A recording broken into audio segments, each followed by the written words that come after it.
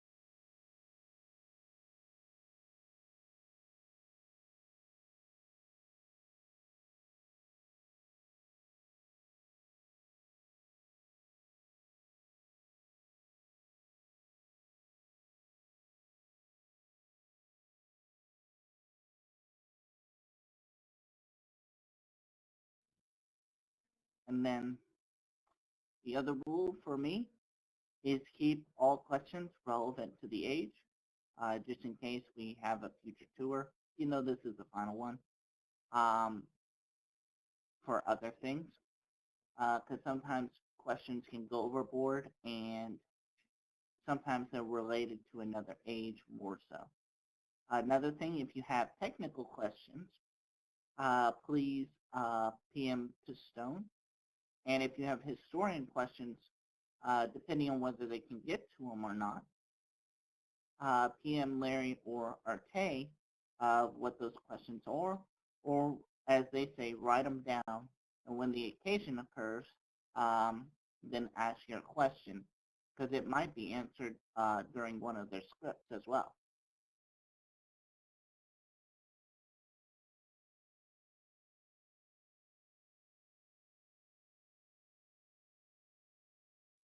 Now, Stone, I think we're all here and we're ready to go to our second half of the age.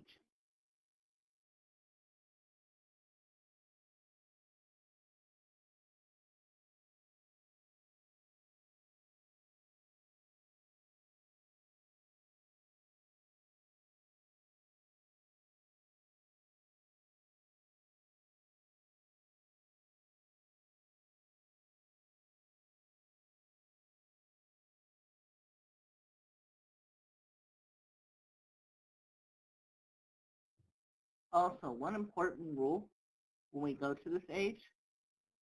Uh, there is a play area, but in this play area, unfortunately, it will cause every one of you to crash if you press one button. We're going to try to put some safety caution measures in place so that people don't go in that direction. So if you do move around in this particular place, and Larry knows what I'm talking about, please do not climb anything or touch anything in this particular area.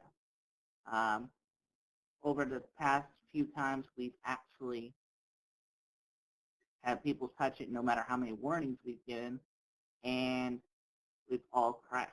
And I'm not joking. You will crash. Some of you might not believe it and may want to do it anyways, but you will crash. But I guess it's like, don't press the big red button, don't press the big red button. But I want to. Press it, explosion.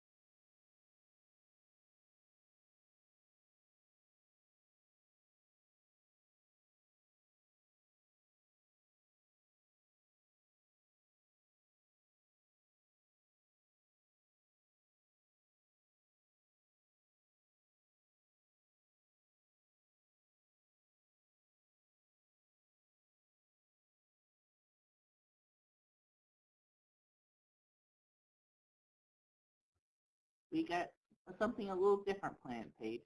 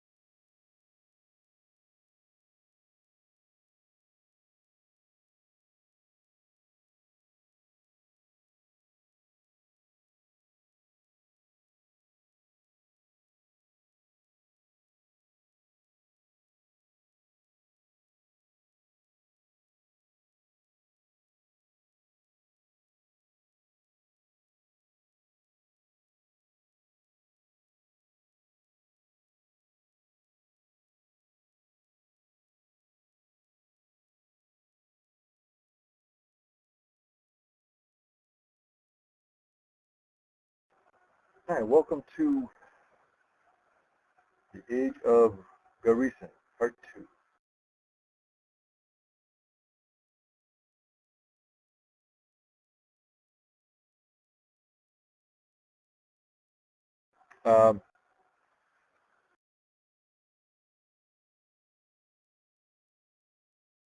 This is the upper area of Gahreesen, and this room, as you might guess or already know, is the prison cell. Please watch your step as the floor grate has been removed and I'm standing at it, and you don't want to fall through the opening. If you do, you'll need to work back here as we discussed earlier.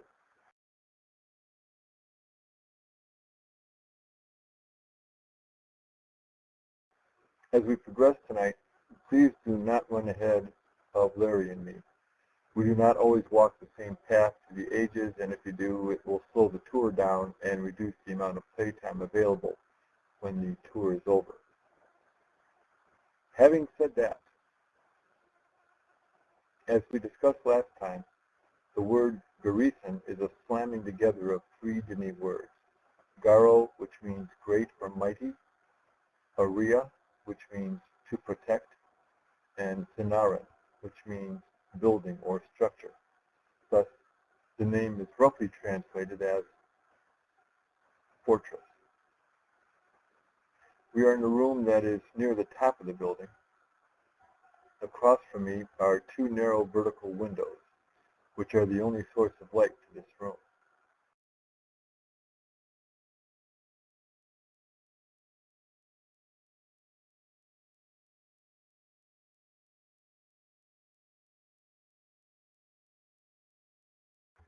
Prisoners were linked here from the prison in the cavern. Since the building was always rotating, a very complicated linking apparatus and timing mechanisms associated with the linking book. The timing of the link would determine which cell the person linked into. Obviously, it was very tight. Now we are able to link here from the borrow linking stone found on the backside of Teledon. Though we do not know when that linking book was placed, or linking stone was placed, we know that it was placed by Yisha. Douglas Sharper made no mention of the linking stone in any of his journals. On the other hand, when Michael Simpson of the DRC made his walkthrough in November of 2001 and subsequently typed up his notes, Sharper asked him not to mention the linking stone in Teledon so people wouldn't be wandering all over Teledon looking for it.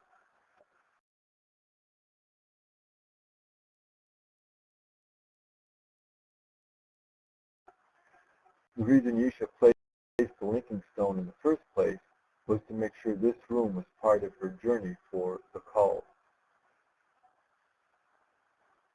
And that's verified by the presence of the journey cloth on the wall behind me. Larry? Okay. When Gahreesen was constructed, a small high-security prison was included in the plans. From the size, it was probably intended mainly for use in holding prisoners who were awaiting trial or punishment, or perhaps to hold prisoners who were about to be released. To make an escape as difficult as possible, it was built at the top of Gahreesen 2, and there is a very thick layer of solid Nara between the bottom of the prison and the rooms of the headquarters below it. There is no method of traveling between the two parts of the structure. The prison is only accessible by linking from outside the village. Long-term prisoners would not have been kept here. They were usually sent to prison agents, and although there are references to death agents, it is fairly limited to information at that time. Can't hear you, Larry.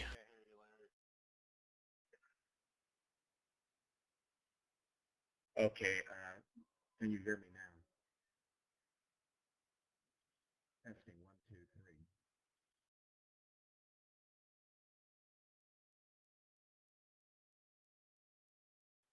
Testing, 1, 2, 3. That's strange. We tried it out earlier. It wasn't this problem.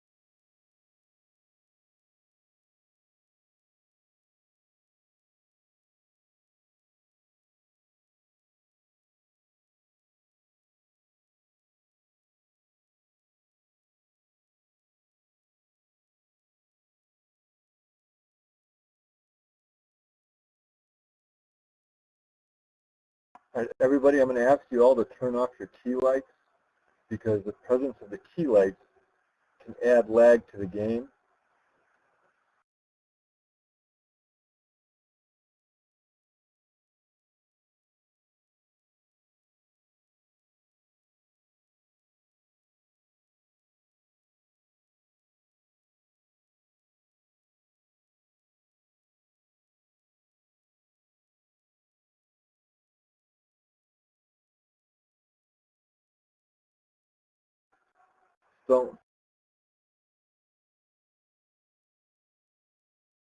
Stone, what is the bot command for turning off key lights?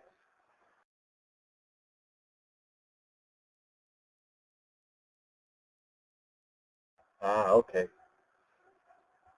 Thank you.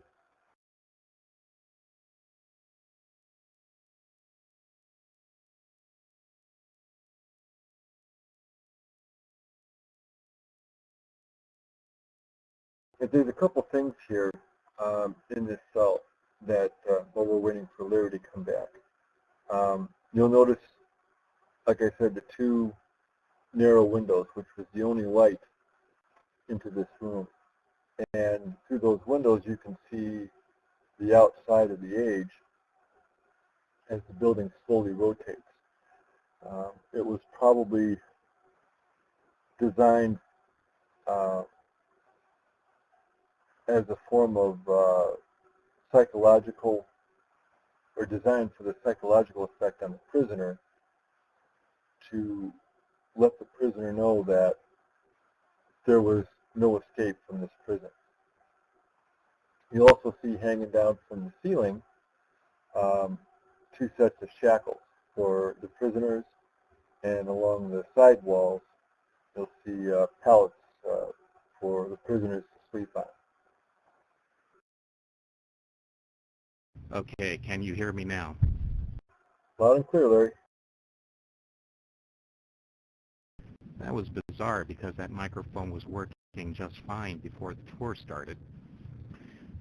Okay, when Gahreesen was constructed, a small high-security prison was included in the plans. From the size, it was probably intended mainly for holding prisoners who were either awaiting trial or punishment, or perhaps who were about to be released.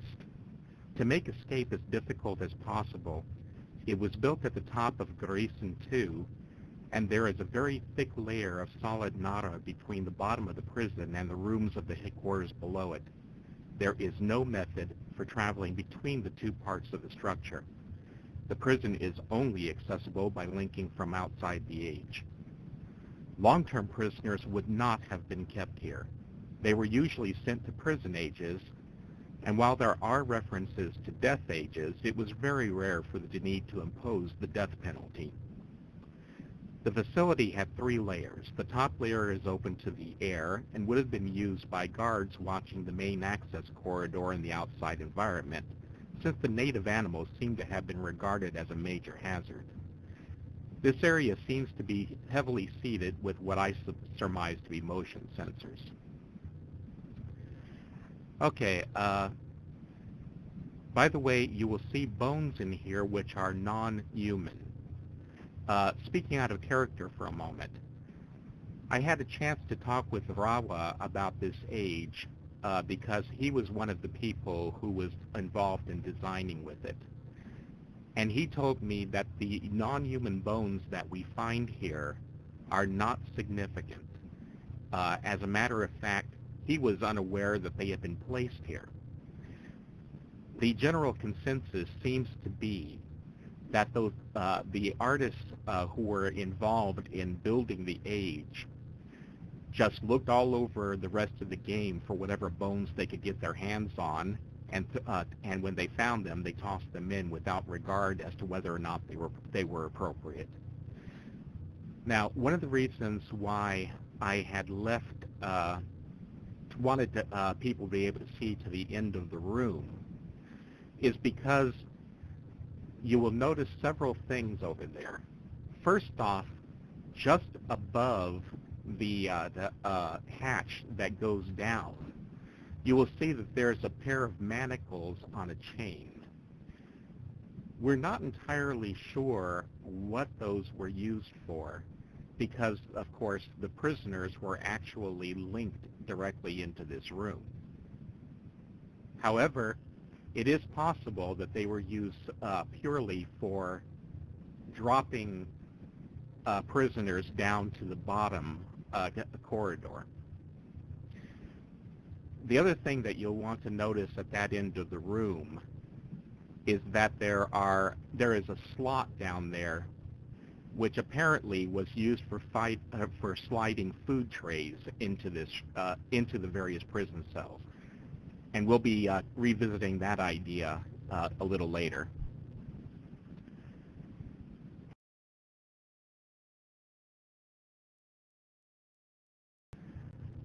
Back to you, Arte.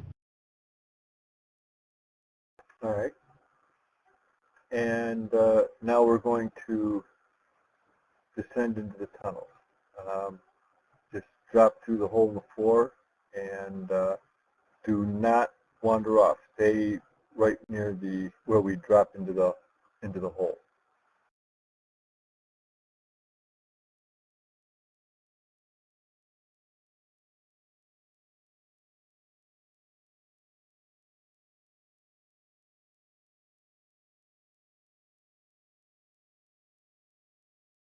Oh, and face the window, if you will.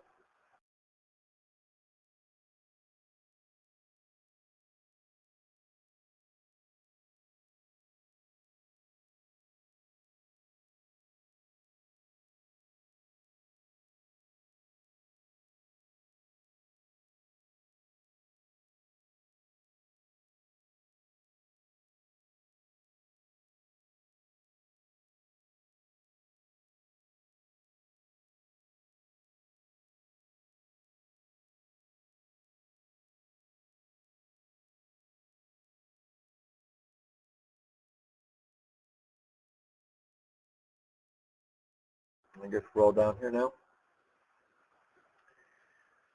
All right, so if you look down the corridor to my right, your left, you'll see the first set of skeletons underneath here.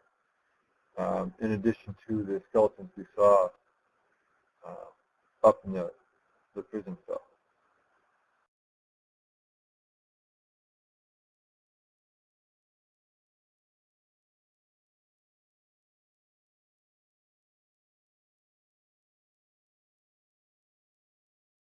Do you have anything to add, Larry?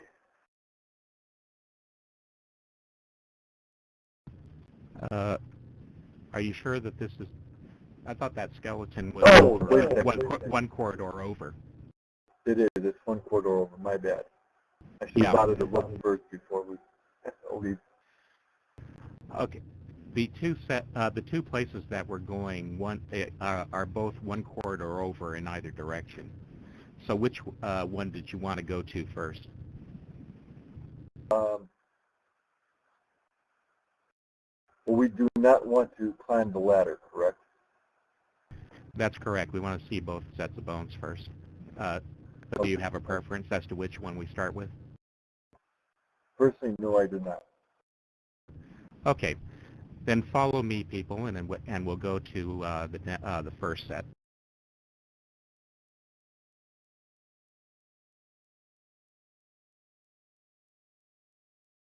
You're going to head out to the corridor, and you're going to turn right.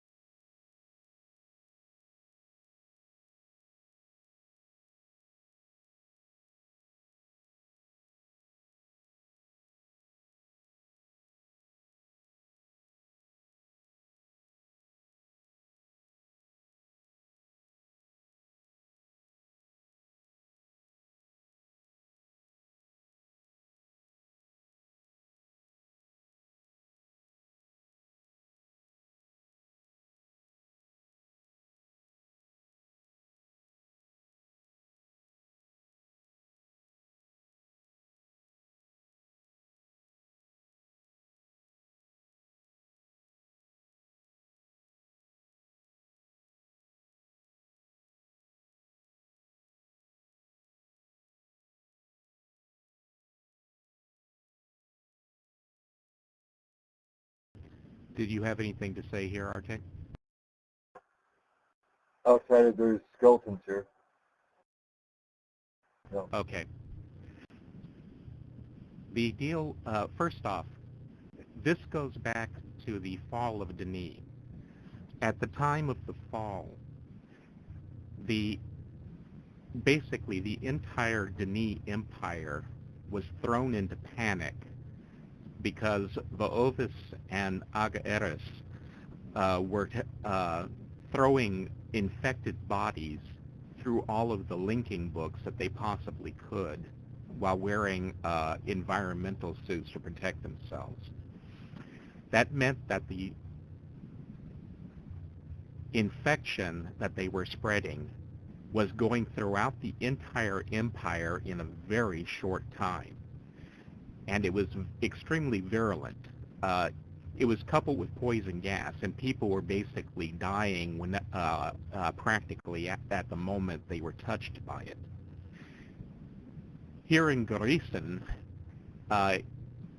assuming that they managed to get to the secure linking books to this place, the same thing either would have happened, or else the maintainers here would have been recalled back to the Empire to try and get a handle on things, and probably died there. Which one is true, we don't know, because no maintainer skeletons have been found, and there are, of course, nothing in the written record about it. However, when this age was either infected or abandoned, that didn't mean that there weren't still prisoners in the cells. That particular prisoner that you see in that corridor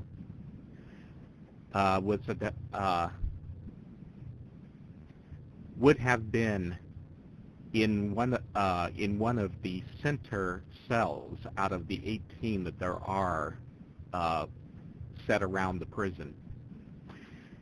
He managed to pry open the hatch in his cell floor and get that far, but without the maintainers controlling it, there was no way for him to get any past the bars and go any farther.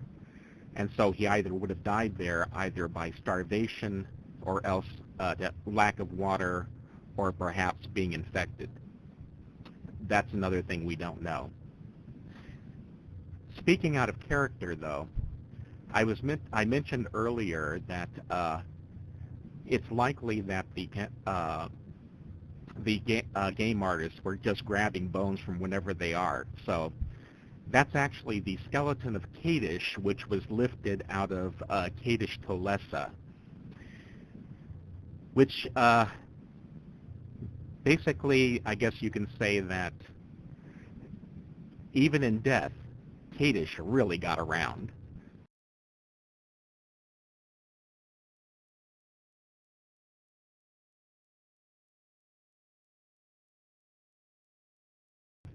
Okay, we're going to go ahead and look at the other set of bones that are down here. So if you'll follow me again. Oh, so you had something to say, RJ? Yes. It takes a person about a month to die of starvation, but only about 7 days to die from dehydration due to lack of water. So it is most likely it was dehydration that caused the death of these people, of the prisoner in the cage.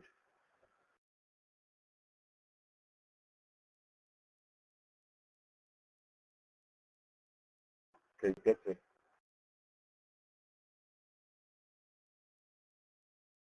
Okay. In that case, follow me and we'll go take a look at the other set of bones that are here.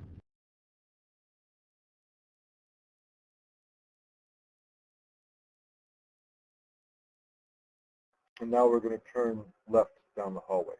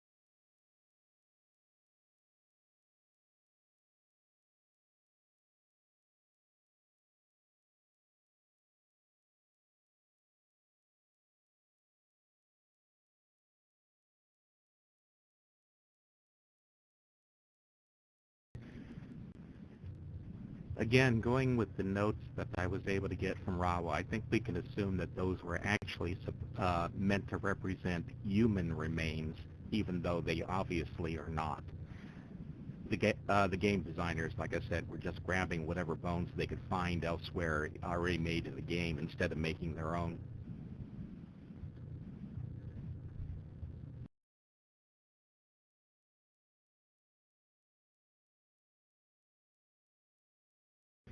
By the way, those bones and the ones that were up in the prison cell are both lifted from the age of Teledon, the prison there.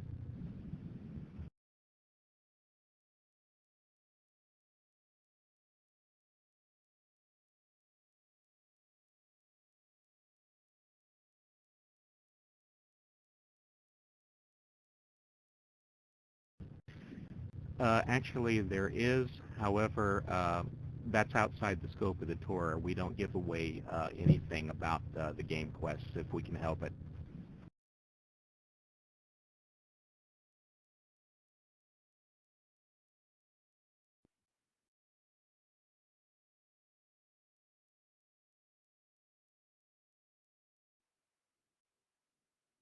I have a question. What about the green lines? It kind of reminds me of the concentration camps back in Hitler and that type of stuff. This whole age reminds me of that. Yeah, well, it's nothing like that. Remember, this was temporary holding only. The Denis did not do long-term imprisonment in cells.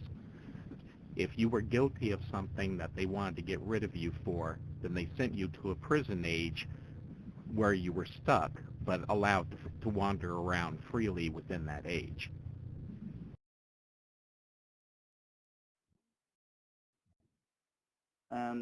What about the green lights? Because they're unlike anything else in other ages. What What do you think powers them, and how they get them to survive so long? Got me, Zeke. Maybe it's the souls of the dead.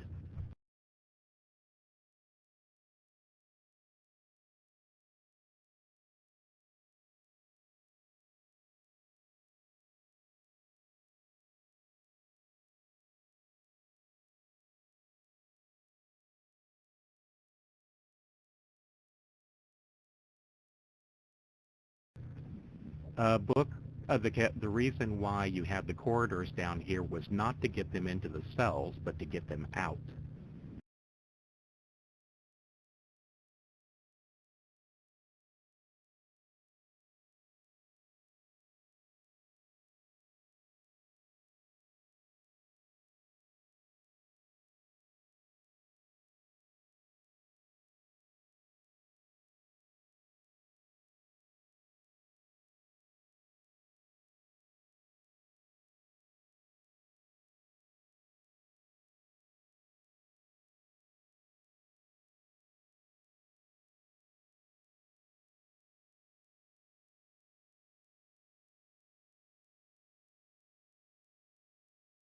Okay.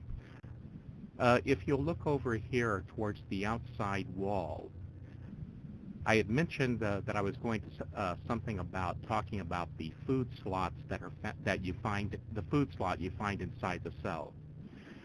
If you look down at the base of the wall where I'm standing or anywhere along this wall, you will see 3 of these slots on this side as well, and that's 3 for each of the 6 sides, giving you the total of 18 cells, and this is probably how they fed them. Over to you, RK.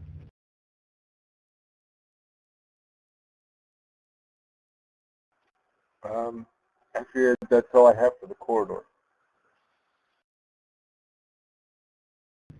Okay. There's really not an awful lot to be said here, except for one thing. You will also, as you wander around here, in each one of the 6 sections of this corridor, you will see a round metal grating in the next to the inside wall. Those grates are manholes down into the corridors we just came from. And they would, whenever they needed to get somebody out of a given cell, they would go to the to the manhole closest to his cell, install a ladder down, walk to the cell, and set up a ladder up, either a ladder up into the cell, or else they would get the prisoner, I guess, to shackle himself and lower him down on the chain. So that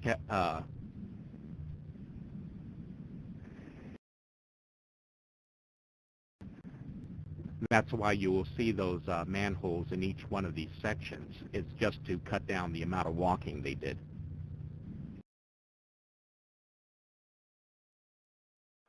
And as you walk around this corridor, you're going to see one of those grates along the internal wall missing. Please do not go there, because this can be a ladder down. And as we've discussed before, that can end up causing some problems. Okay, and I'm ready to go into the control room whenever you are, okay?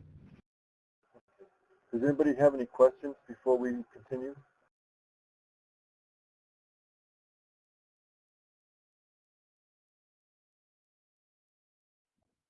I have one question, and mainly is, Larry, you said that the age to link here would be somewhere outside the age. Do we have any idea of where that book is? I know Yisha used the Borrow Stone, but there has to be another linking book that linked here, since there's no other way to get up here. Yes, that would have been in the Guild of Maintainers Guild Hall in the Denise City, which the one on the cavern wall, not the island. It would have been the same place where, I'm assuming, and I don't know this for a fact, but I'm assuming it would be in the same place where prisoners would be linked to their prison ages. That would be correct. If you remember from the book of not Tiana? the book of Tiana, yes. Uh, they had talked about when Vovis was sent to a prison age. I believe that they took him to the maintainers' headquarters, didn't they?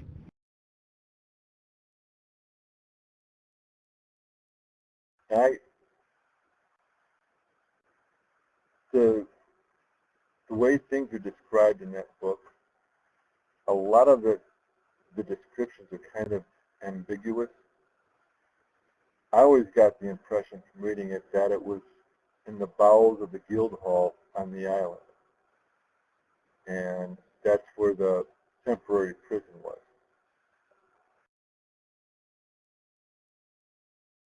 Well, the temporary prison for linking prisoners to their respective prison ages. That doesn't make any sense, though, because we know that underneath the guild hall was the tomb of the great king, and that was sealed. True, but the access to that was actually under the Inkmakers Guild, not under the Masoners Guild. Okay, either way, that would have been in the main city. Okay.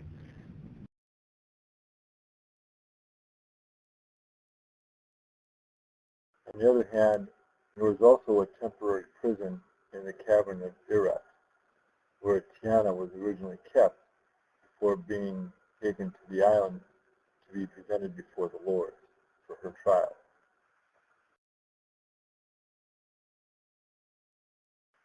So there was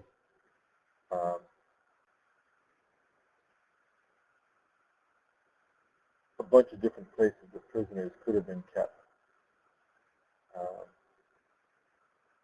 And I was just going to say something, and I just kind of left my mind. Okay, while he's trying to collect his scattered thoughts, do we have any other questions? book, we have absolutely no idea because there really isn't an awful lot of canon material about this age.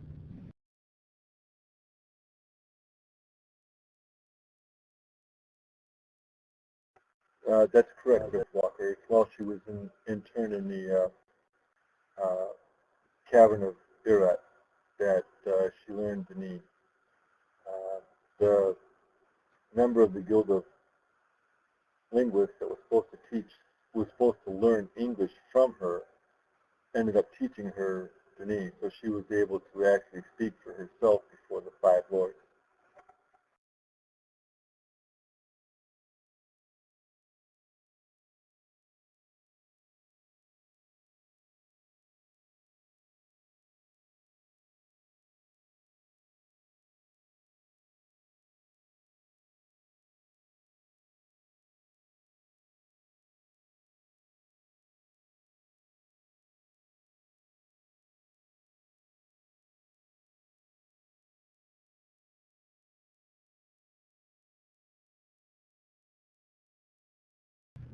You're taking off, Elena?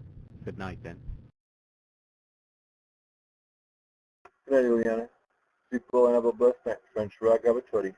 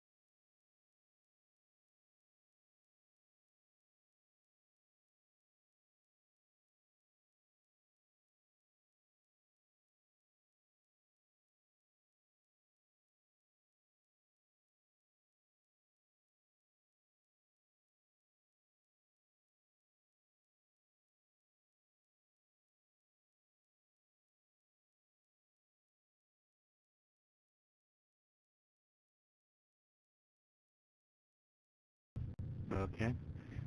Looks like almost everybody's in voice range, so I'll go ahead and get started. This is the central control room of the prison.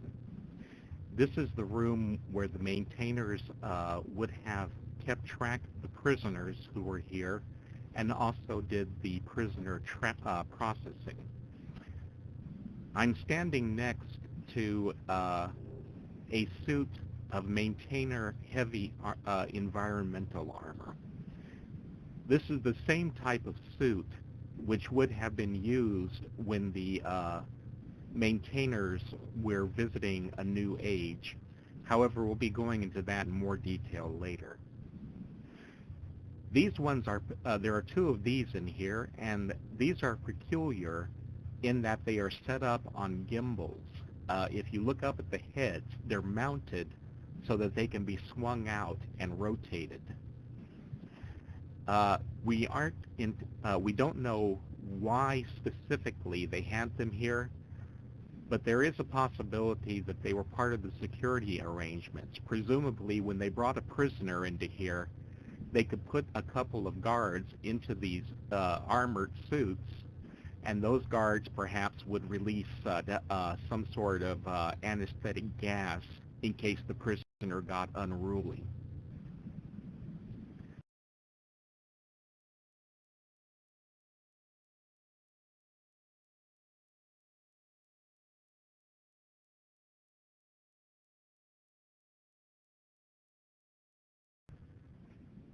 There are two viewers in the room. These are maps or live shots of the level that we are on. And you can see the 18 cells around the corridor with this room in the center. Presumably, they would have been able to actually see whether or not there were prisoners in the various cells. However, since I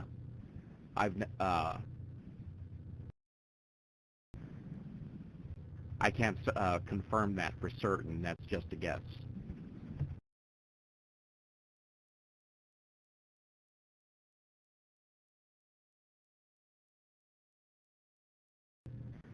The last thing that we see in the room is a key dispenser.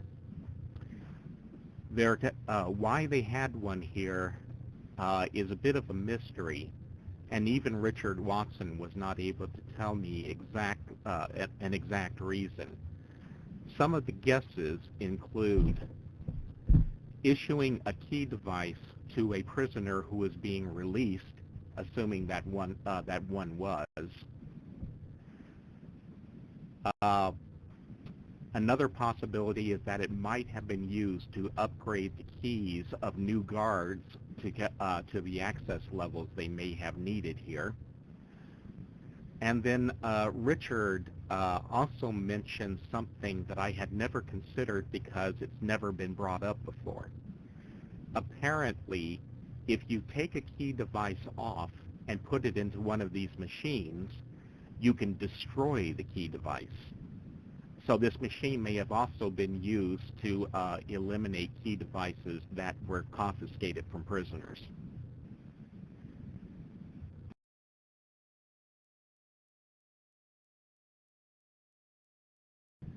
And that's pretty much all I have for this room, Marte. Do you have anything? Nope, I'm good.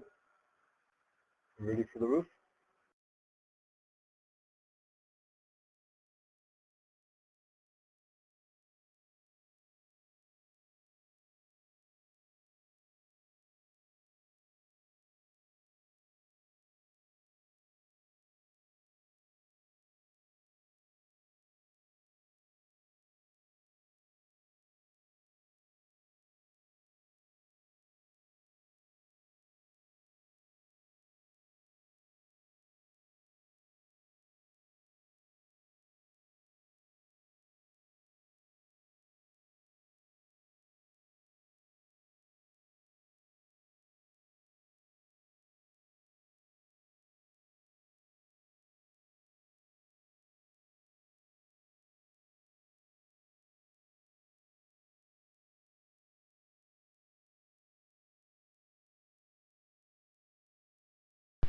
If you PM W to Stone, you'll get up here.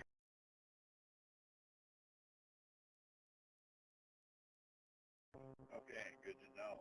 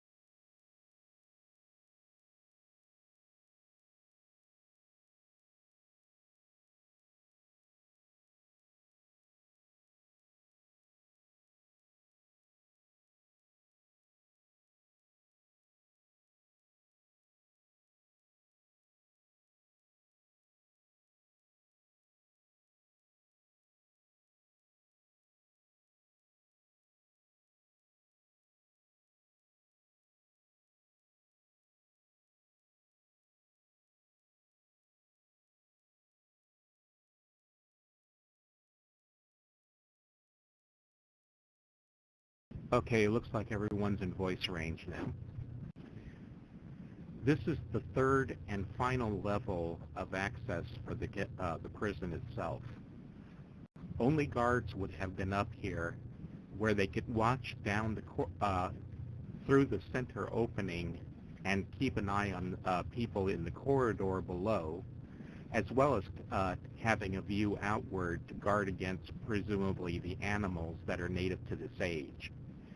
The fact that there are just as many defenses up here as there are on the lower parts of the buildings is one of the things that makes me think that some of the more vicious animals here were capable of flight. If you look up at the top of this building, there are many barriers and spikes all the way up to the very tip.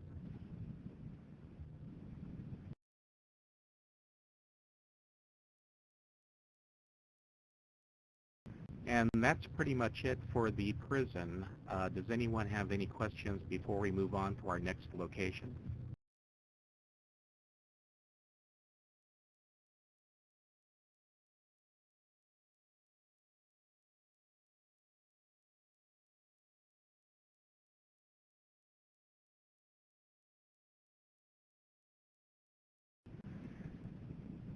While it's not confirmed, the chances are that the devices that you see here are sensors. They would have been used to keep track of movement around the area.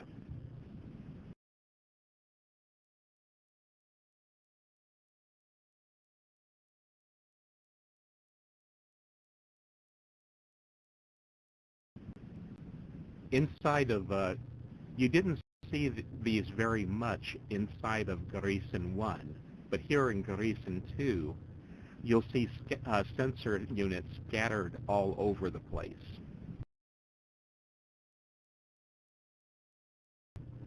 Considering that you can walk around them very easily, gates would not be very useful.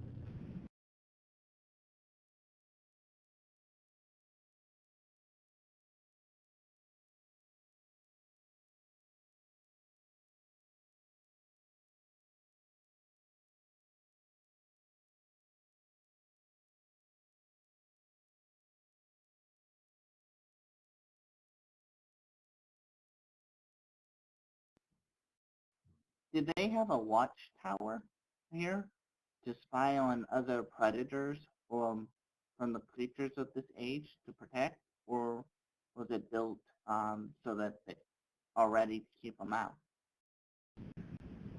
This level is a watchtower.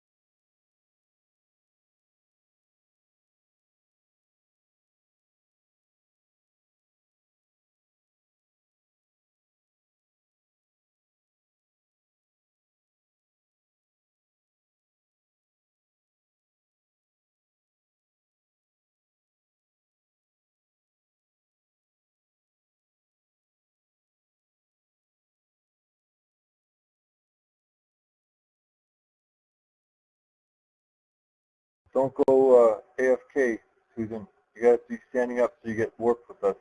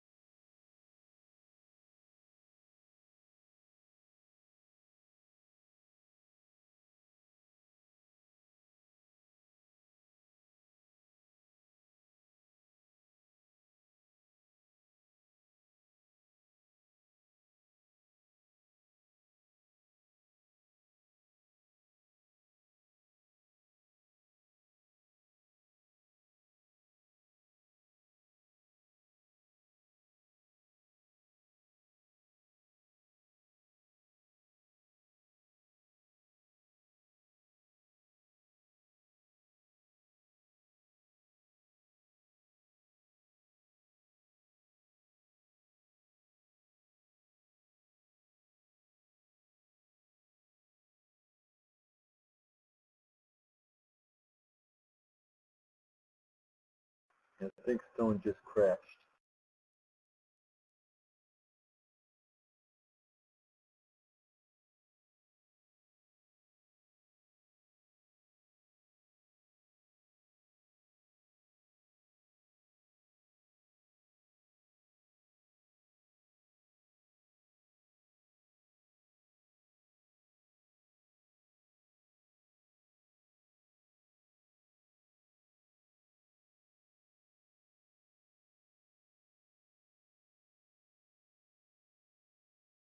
What can you say is the cavern tours? If something that didn't go wrong at least once, I don't know if it would be authentic.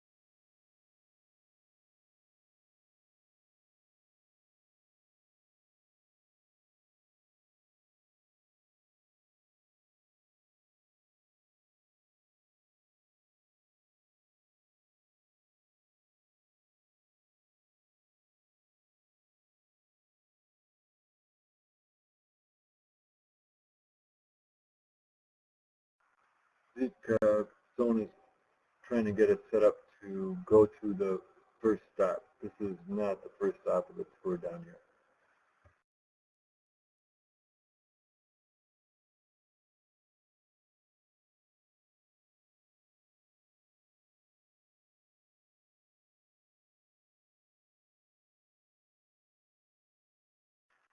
Susan went, typed in AFK when we were on the roof. So, oh, here she is. And Tamara.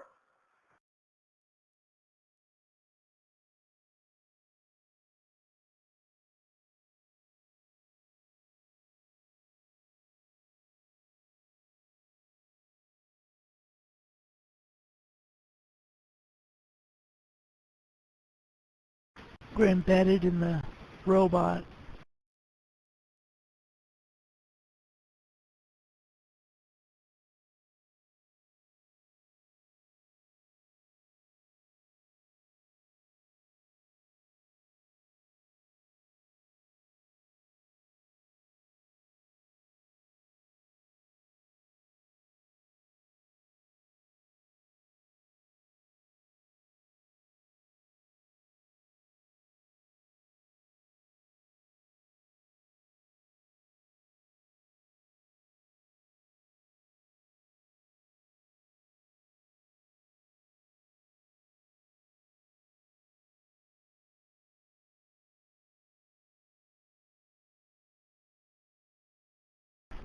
Larry, even though we're stuck, it's okay with me if you start talking.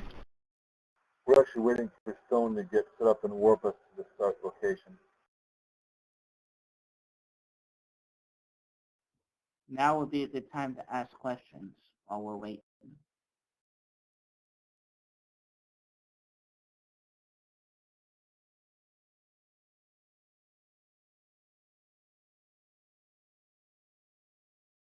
And now I will demonstrate the armor that the Gahreesen people used.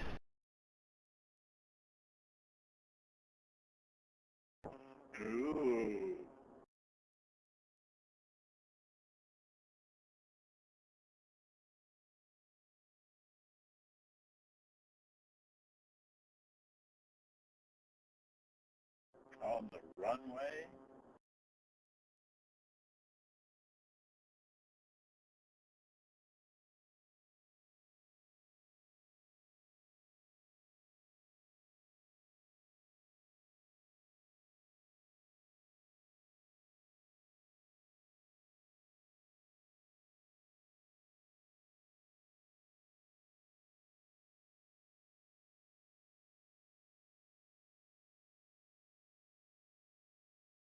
All right, so now we're all here ready to start. So this is one of 6 rooms on this floor of this building, and one of 2 conference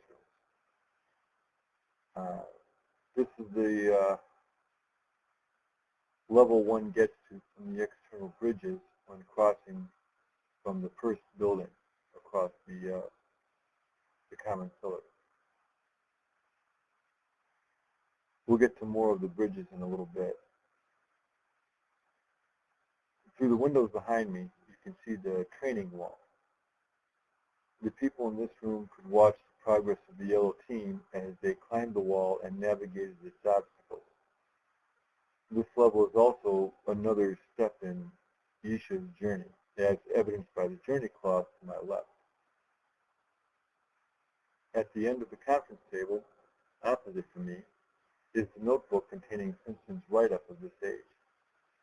You'll notice that on the cover is a post-it note from Sharper asking Simpson to not mention the linking stone and Teledon. So at some point we know Sharper was aware of it, but we just don't know when he was aware of it. Like I said, he never mentioned it in any of his journals.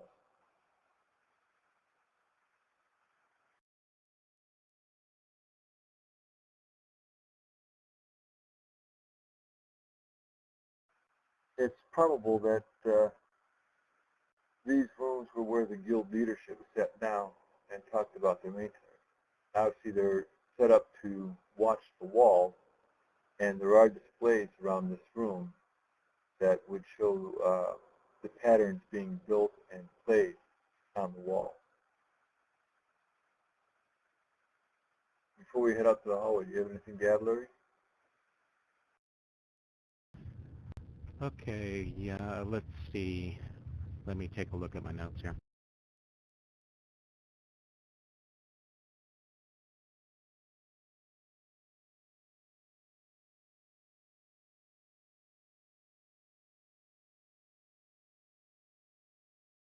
Okay,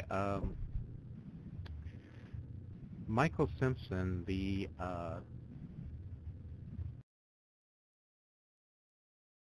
restoration engineer who worked with Victor Laxman in this age, wrote about this, he called it the conference room, and that's what everyone else calls it as well. He said, well, I guess these rooms are where the bigwigs sat down and talked about their maintainers. Obviously, they set up to watch the wall, and there are displays that show the patterns being built and played on the wall. We'll never know, but I can see the guild masters in here watching their teams compete, preparing to send them out to some radioactive fireball age to see if their new suits can stand the elements.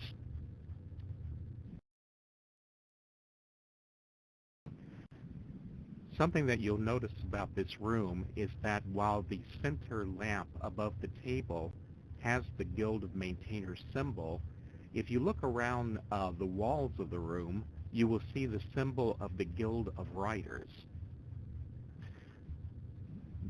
The Writers and the Maintainers were close partners in many respects, since the Maintainers were responsible for approving and policing the ages that were written by the Writers. You'll notice that there are, of course, viewers in this room. 2 of them display opposite sides of the wall so that the people in this room could see what was being done by both teams. And then there is also a floor plan of this level of the facility. Back to you, Arte. All right. We're going to step out into the hallway, but do not run down the hallway. What we're going to do is we're going to go across the hallway and through the doors on the other side of the hallway. And when you go through that second set of doors, do not descend the steps. We do not want you walking outside accidentally.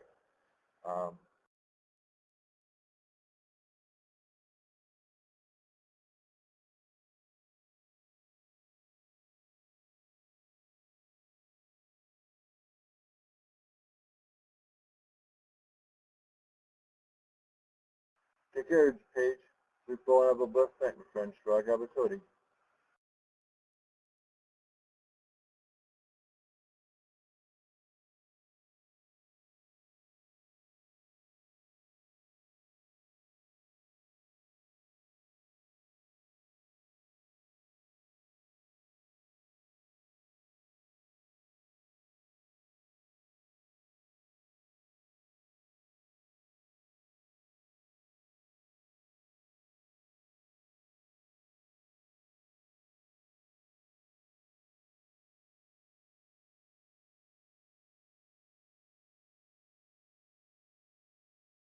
Please do not go down the stairs here behind me.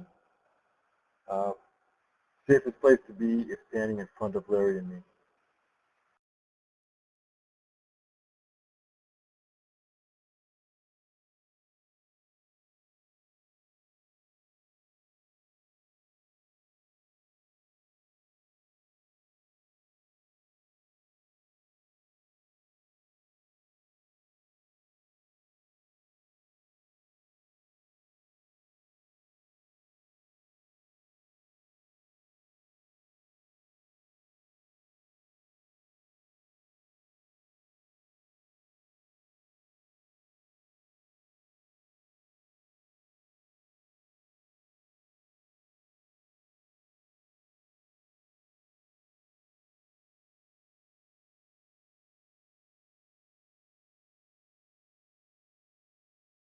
Now it looks like Fortune Van Berry have not kept up with us or moved on ahead.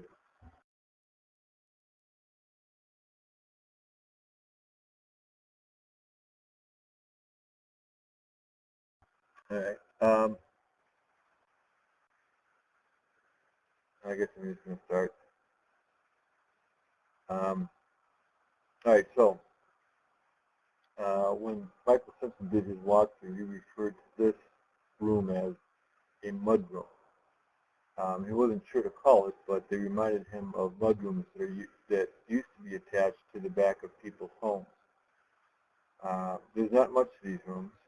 Behind me is an airlock of 2 doors, designed to only allow one person at a time into the mudroom from the bridge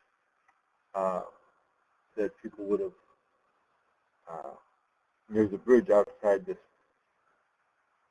room, and then as people would cross onto the bridge from the pinnacle between the buildings, they would enter this room through an airlock, and only the outer door and or inner door, which is directly behind us here, can be opened at a time. So the inner door is closed when the outer door opens, and the inner door has to wait till the outer door closes before it will open and allow the person to come into the mudroom here.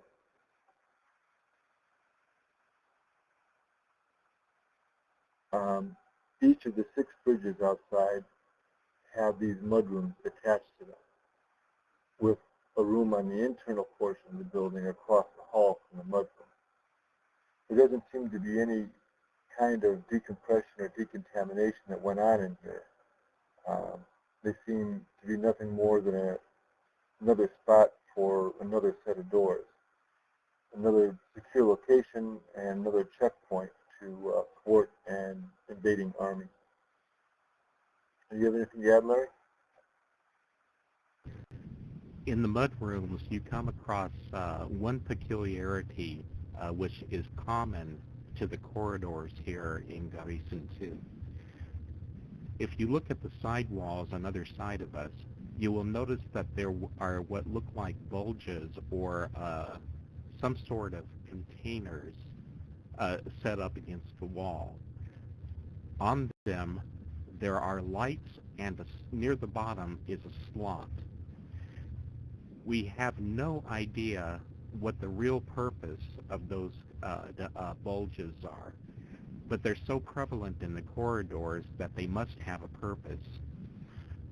One guess that I myself have is that they might be containers of some sort of gas-emitting mechanism, which would probably let out some sort of anesthetic gas to knock out people out if the maintainers went on lockdown and were trying to control the people that were here.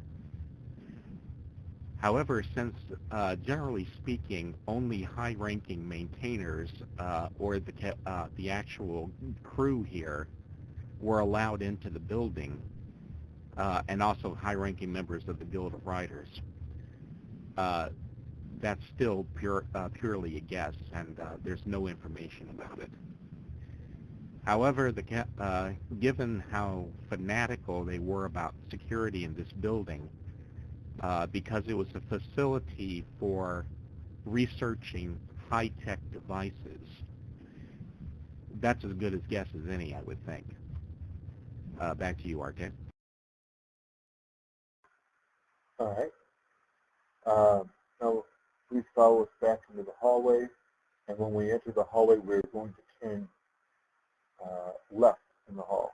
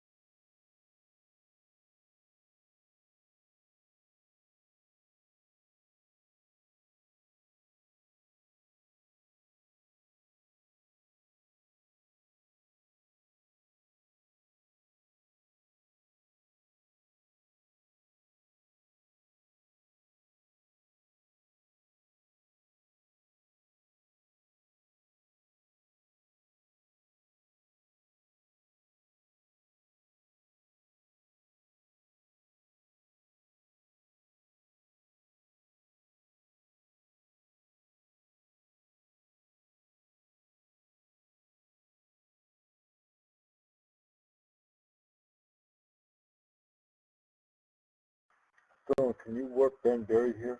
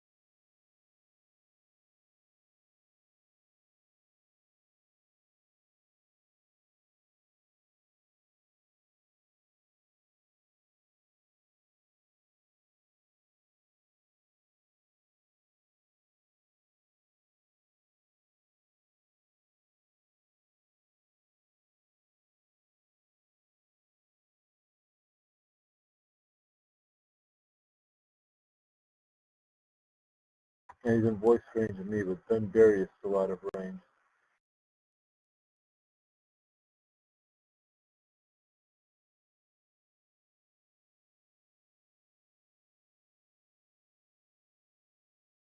Yeah, I think he's AFK.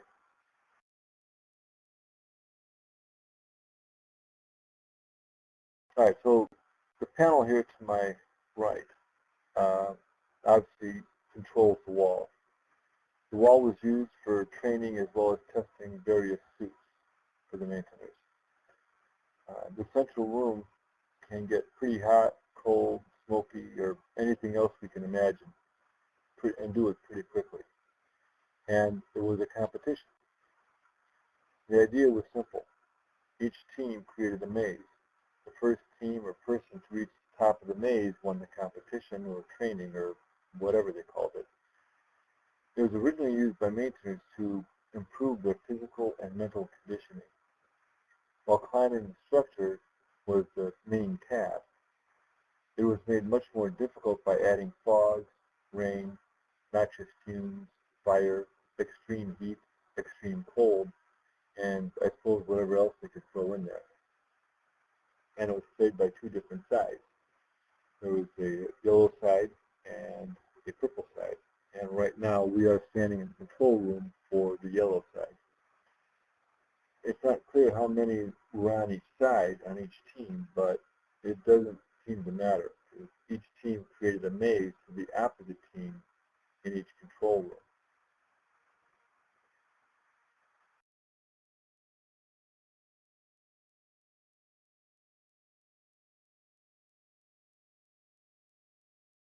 Now, if you look at the control panel, you'll see a red button at the top. It engaged the control panel, and once engaged, the nice little red light started flashing, and teams needed to determine how many blockers they would be working with. The three buttons on the left side of the panel were quick jumps to preset number of blockers. The bottom button is quick jump to 5, the middle to 10, and the top to 15.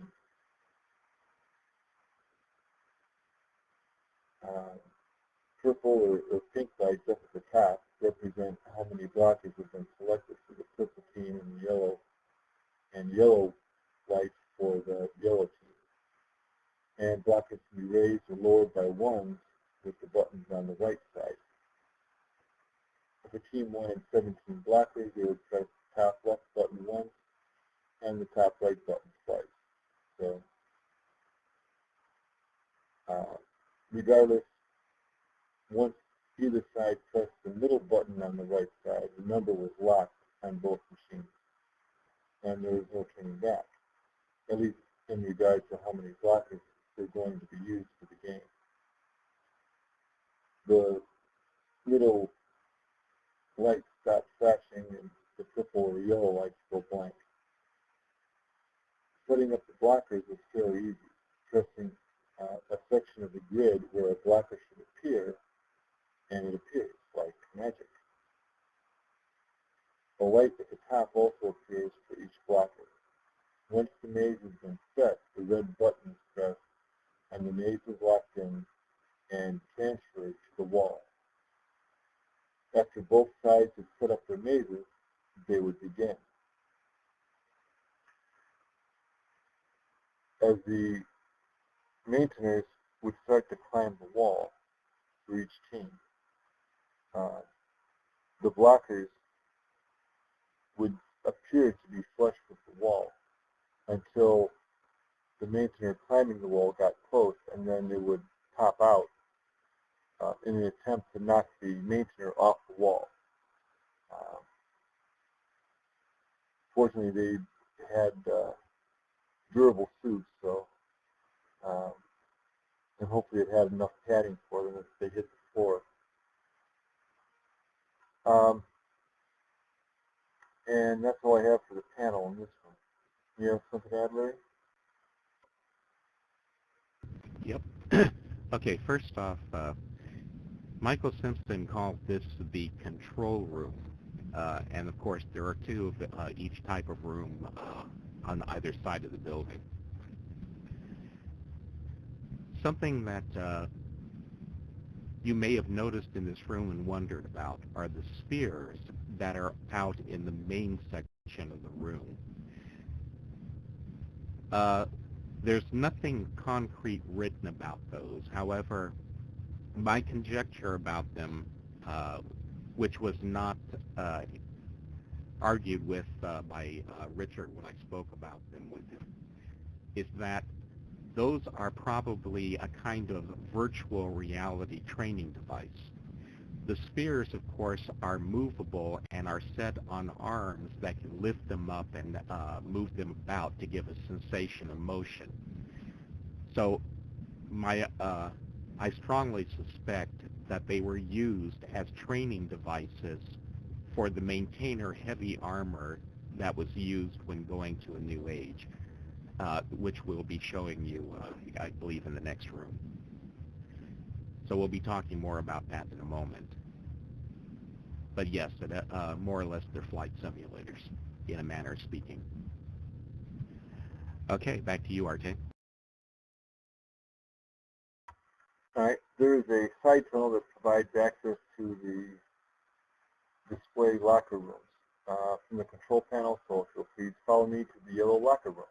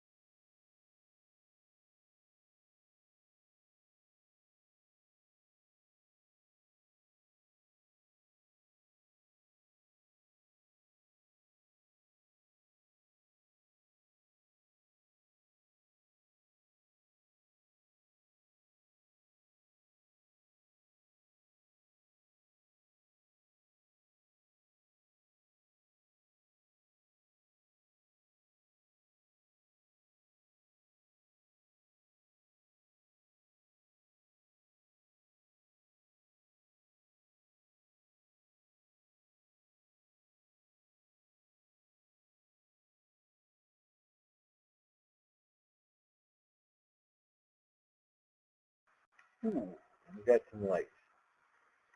All right, so these rooms may have been used as display rooms, as there's quite a few old maintainer suits in here.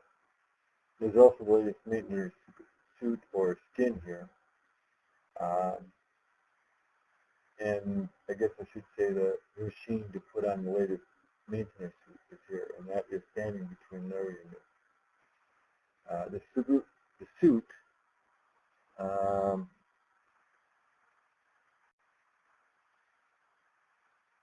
is not in this locker room. It's in the next locker room. But it's skin tight and had linking abilities, etc., built into it, and was very advanced as far as maintenance suits go.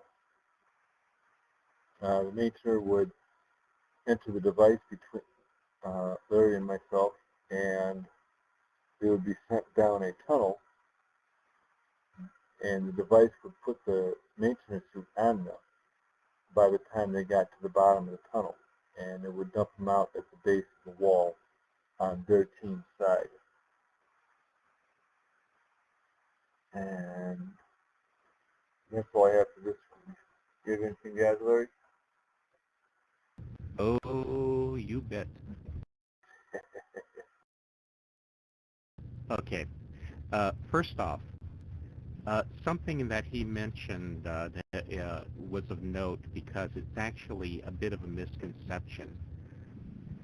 He was talking about the maintainer's suit that the machine dresses you in as being the latest armor, and that's actually not true.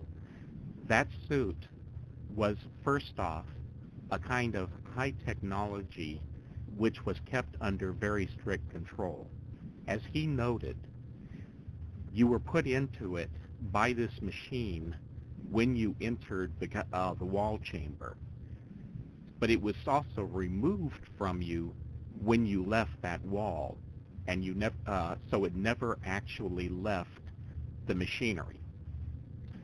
The suit that you see over to my right and off to your left, for most of you, is the actual duty armor that was worn by all maintainers at all times, right up until the fall of the knee. For those of you who may have noticed, in both Gahreesen and in Sharper's office in Teledon, you will see the helmet that you see on top of this particular suit. Simpson called this a display room at first, and wrote, "Not sure that these were originally display rooms, or maybe they were. Either way, there are quite a few old maintainer suits in here. There is also the latest maintainer suit or skin here. I guess I should say the machine put on the latest maintainer suit." Which is where that misconception comes from, by the way. Going on with what he said, now that we've had some time to look at this, it's incredible. We're talking about a suit that was skin tight and had linking abilities, etc. built in. Very high tech as far as maintainer suits go. Very impressive. A maintainer would fall down the chute while traveling to the interior room / the wall. The suit would be placed on him. I'm begging to try this thing, but the DRC is insistent no one does. Laxman already has someone on it trying to figure out more. I'm first when they do. I think these suits could basically be described as team locker rooms. And speaking for myself, Simpson's final conclusion is the correct one. These rooms were equipment storage and dressing room for the teams. The niches were meant to hold the maintainers' individual armored suits while they were getting ready for a training scenario on the wall. The maintainers would come here, take off their duty armor, and hang it in the niches. They would then enter the machine at the end of the room, which dressed them into the environmental suit before setting them down inside the chamber. The maintainer's armor here was left in its niche when the fall caused the deaths of the majority of Denis. Its owner may have died before he could get to it. Now, if you look down at the end of the room, you will see another of the heavy suits that we saw up in the prison control room. Do you want to talk about that, RK, or do you want me to go ahead and continue? Go ahead and continue. I need to get myself some water here. I've run myself parched. Okay.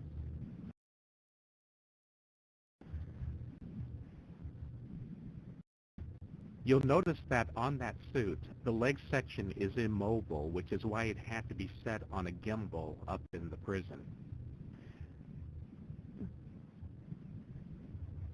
We don't know if it used any sort of a magnetic levitation system to move, or even that it was intended to move at all. It's entirely possible that it was simply meant to link and remain stationary while taking readings of the environment around it. Maintainer armor was not made of metal. Instead, it was made of Gahreesen, a dense yet lightweight extruded stone product developed by the Guild of Stonemasons in Denis year 5236. That would have been 2421 BC on the surface. The Guild of Maintainers began constructing armor made of Gahreesen in Denis year 5473. That innovation allowed the Guild of Writers to be a little more experimental when writing new ages, since the maintainers sent to evaluate the ages were better protected from harsh or potentially fatal environments. The heavy armor suits are studied with sensors and measuring devices, and the first maintainer to link to a new age would wear one. If he found the conditions hospitable, a maintainer team in light armor would follow to begin the full investigative routine and establish the zero mark of the age. They would be accompanied by members of other guilds as part of that team, such as the Guild of Surveyors, the Guild of Cartographers, the Guild of Healers, and possibly a few others.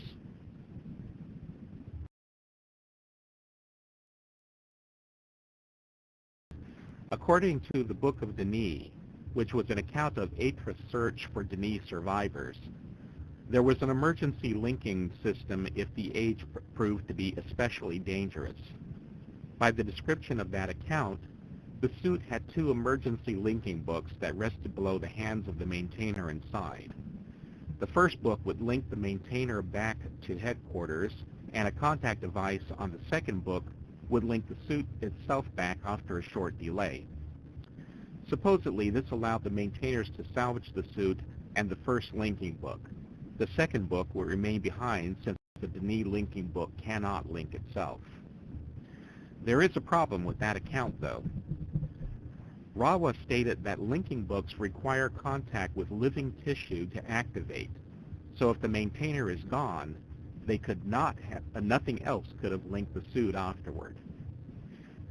Since a person also can link with anything they can wear or carry, the actual scenario would have been that the first one would have been used to link the maintainer to the age to be investigated, and the second would be to bring both him and the suit he was wearing back at the same time.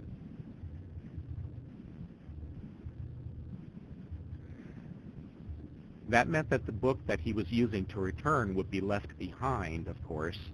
However, if the age was safe, the return book could be recovered later.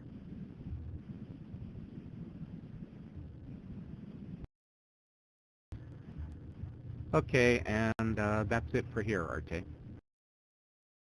Alrighty. Now, please follow us back out to the hallway, and when we enter the hallway, we're going to turn right in the hall.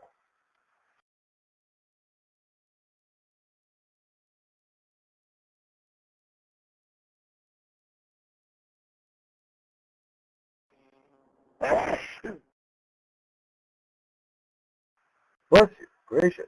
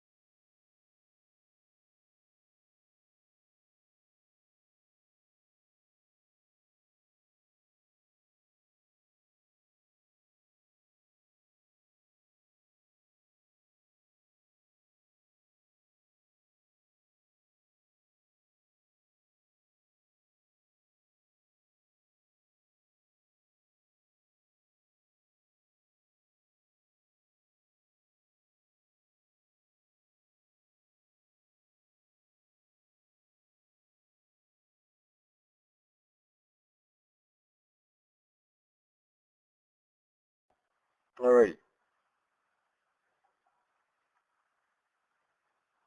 This is the second conference room, and this room holds two unique items.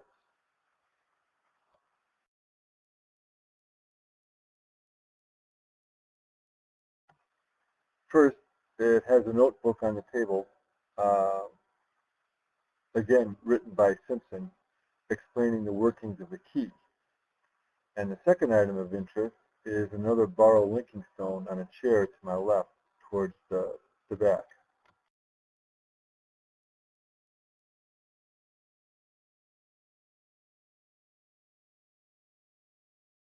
That linking stone will take the user to the palace rooftop.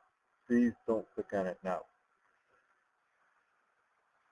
The other functions of this room are very similar to the first conference room we were at. Displays, and a good view of the wall as far as checking the team's progress. Larry? Not much else to say that I haven't said before, except that one thing I had missed in the other room. I am standing next to a pedestal which would have held a linking book, and this would have been a quick way out of the age for the people in this room. Possibly it would have been a Nexus book, possibly it would have taken them back to a guild headquarters. Since we've never seen a book here, there's no way of knowing for certain. Back to you. All right, now we're going to go back into the hallway, and we're going to turn to the right again.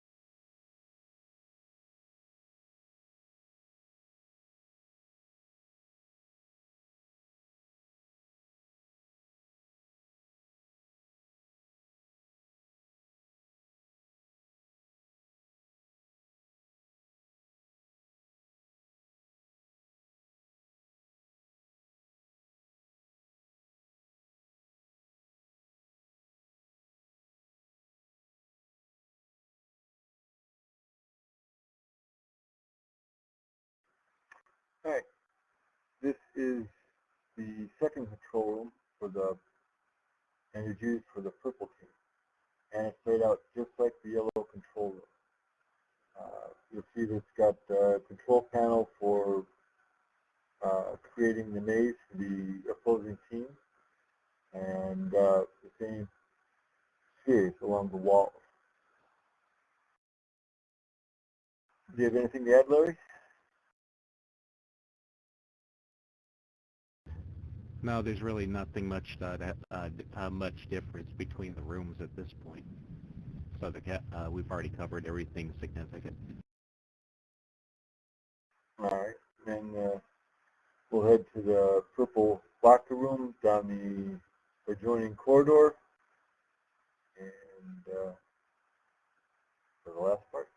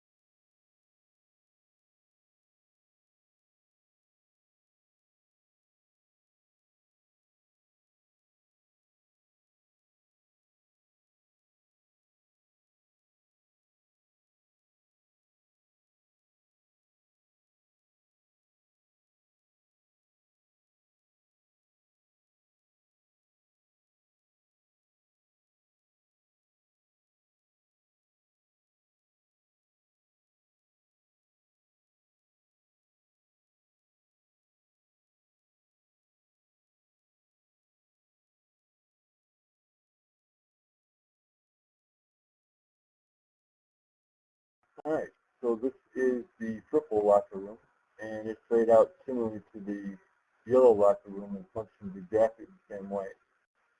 Uh, in this locker room, there's only the one Gahreesen suit in the back left corner of the room.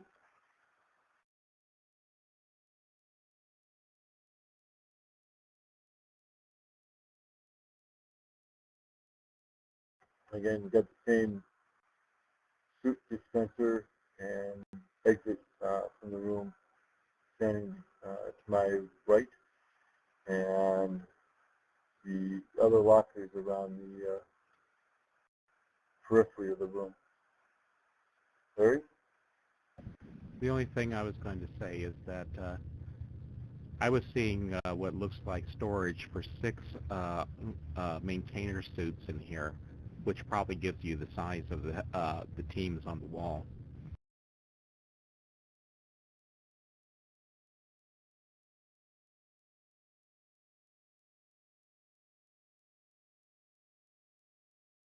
Well, actually, with the door being there, it may be 5.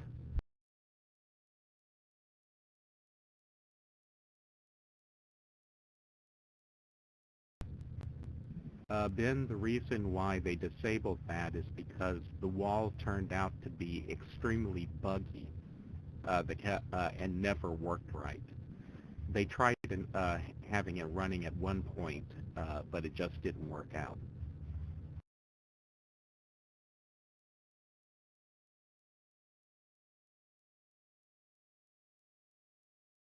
It would have been nice if they could have figured it out, but they never did. I know they were working at it back in 2003, and I don't know if they went back to it in 2006, 2007, 2008, or if they just never got back to it or not. And you're right, Bill. It was a shame they didn't do it. I would have loved to been able to play on the wall.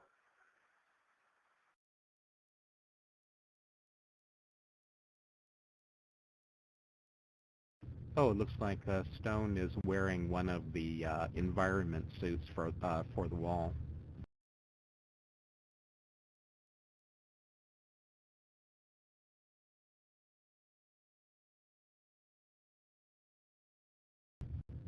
Yes, Stone. They do have the wall active in one of the shards. I'm not sure if it's Deep Island or one of the others, but they do have it. Is every girl crazy about a sharp dress maintenance?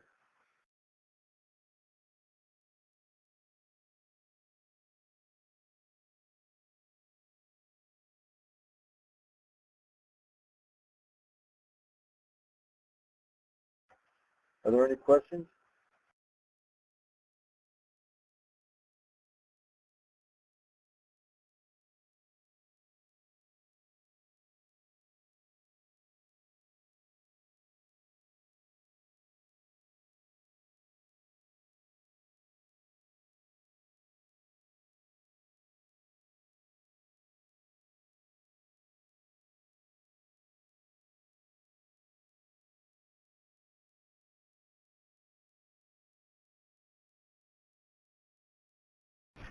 Larry, can you refresh my memory of what exactly Stone's particular suit was used for? And forgive me if I missed that when you were talking. Yeah, I did mention that earlier. It is used specifically for the training wall. That suit was put on you by the machine that put you into the room and then taken off when you left the room. That was involuntary. It was done by machinery at both ends. The maintainers have a special nexus, which we will be visiting later, and I'll explain more there.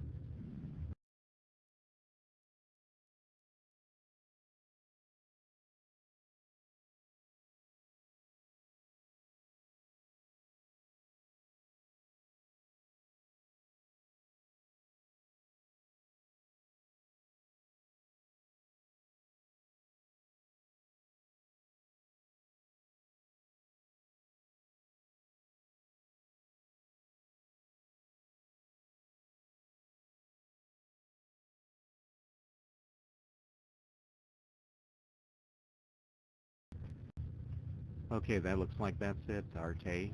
We ready to go into the room? Yes, I am.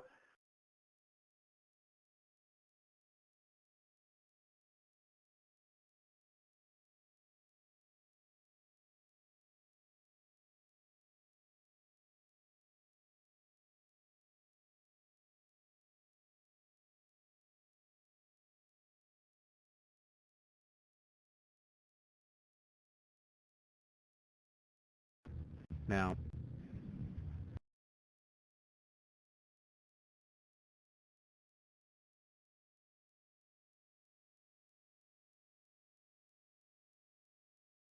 Just remember, people, don't touch anything.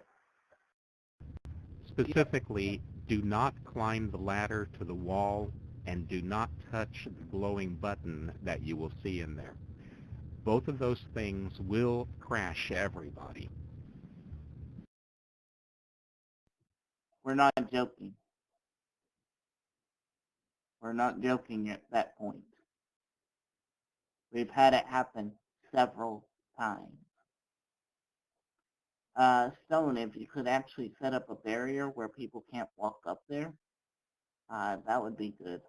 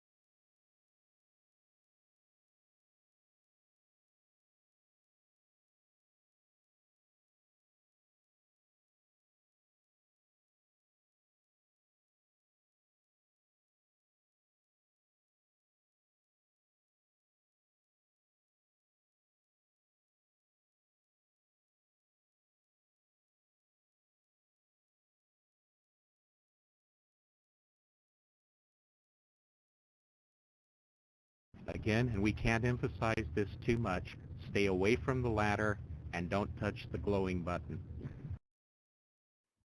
No matter how much a tempting itch gets you, try to scratch it off.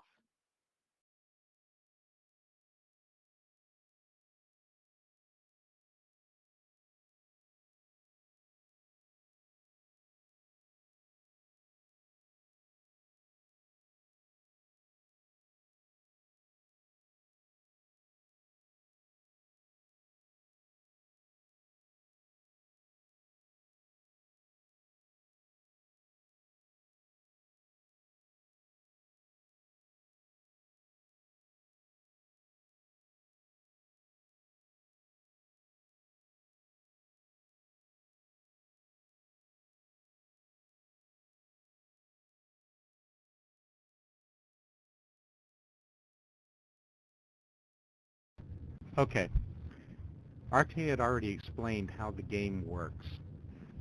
Some of the things I want to point out while we're in here.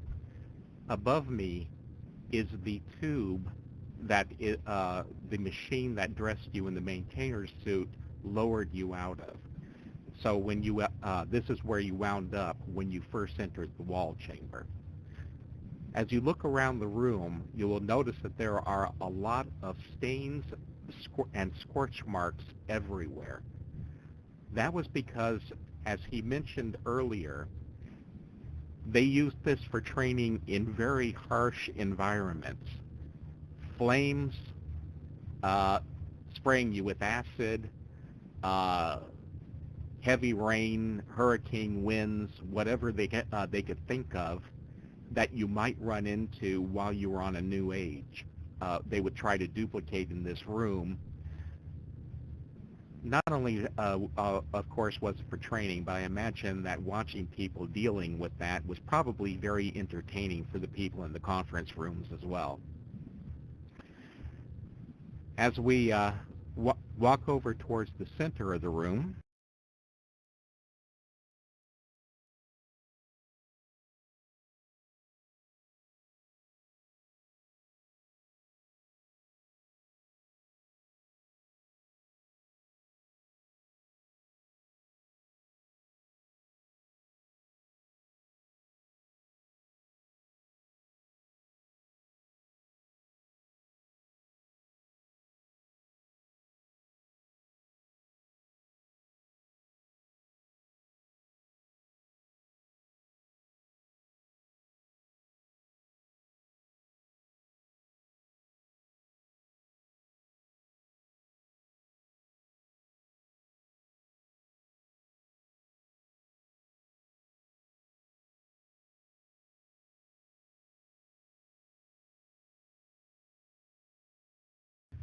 the two grates that you see to either side would be here in order to drain whatever it is that they were dousing the maintainers with on that particular occasion.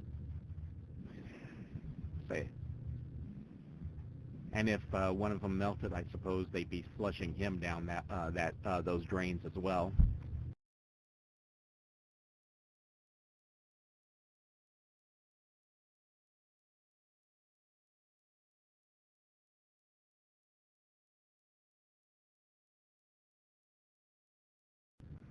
Over here, we are below. I am standing below the window of one of the conference rooms.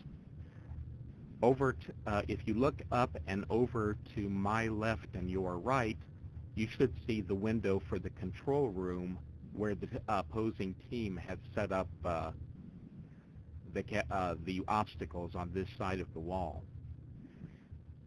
This is a pedestal for a linking book to the special maintainer nexus. Speaking out of character for a moment, this is another thing that I had asked Richard Watson about, and he confirmed that this button is not actually intended to be here. It was actually a placeholder until they got the linking book made and installed. However, they never did, so it's still here.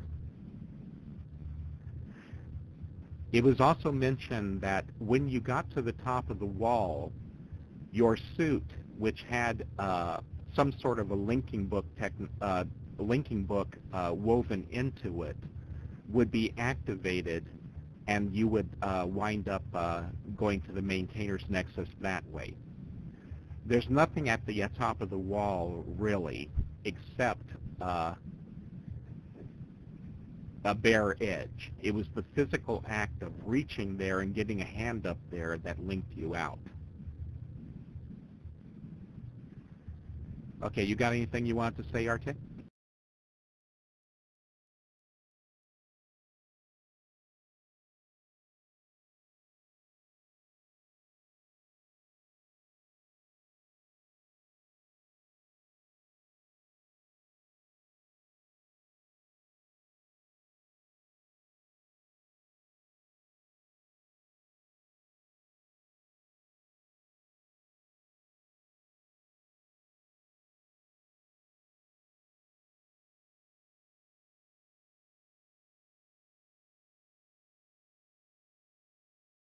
Okay, he must be AFK for a moment. Do we have any questions about this room before while we're waiting for him?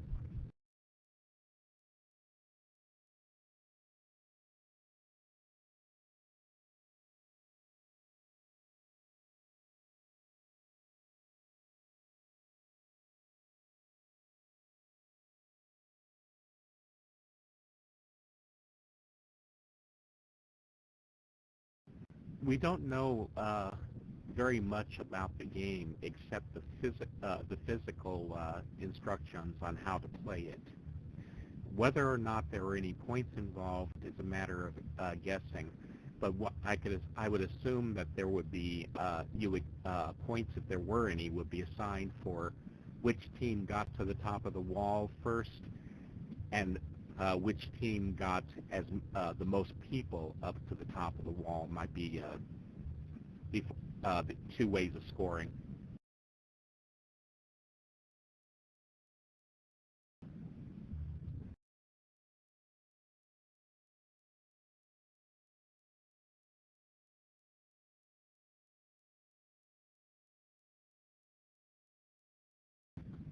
I'm not quite sure I understand that statement, Tiger Lily.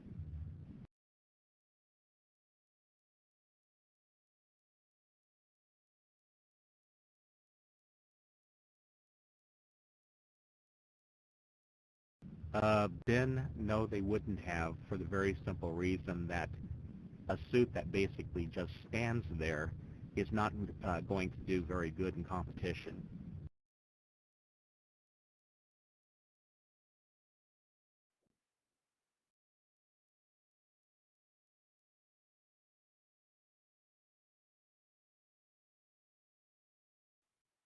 Do you think the Uh, uh, Tiger Lily, that's actually an illusion. You're seeing part of the display panel, or I should say the projector behind the actual wall display. I'm looking up in first-person view?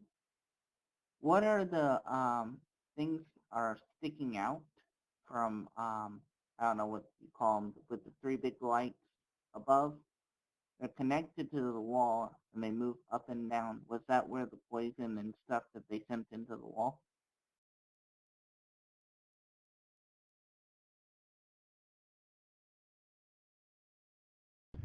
Your guess is as good as mine, Zeke, because there's still an awful lot of stuff in here which is unexplained.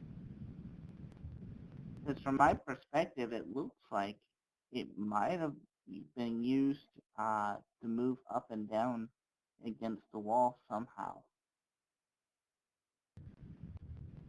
Well, I guess if somebody was being very persistent, they were squeegees. Window washers. Okay, Arte, now that you're back, did you have anything that you want to say in here? No, I'm good.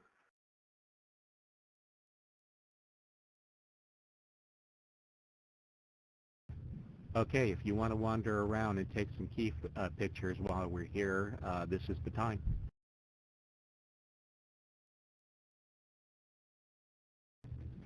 Just don't climb up on the wall.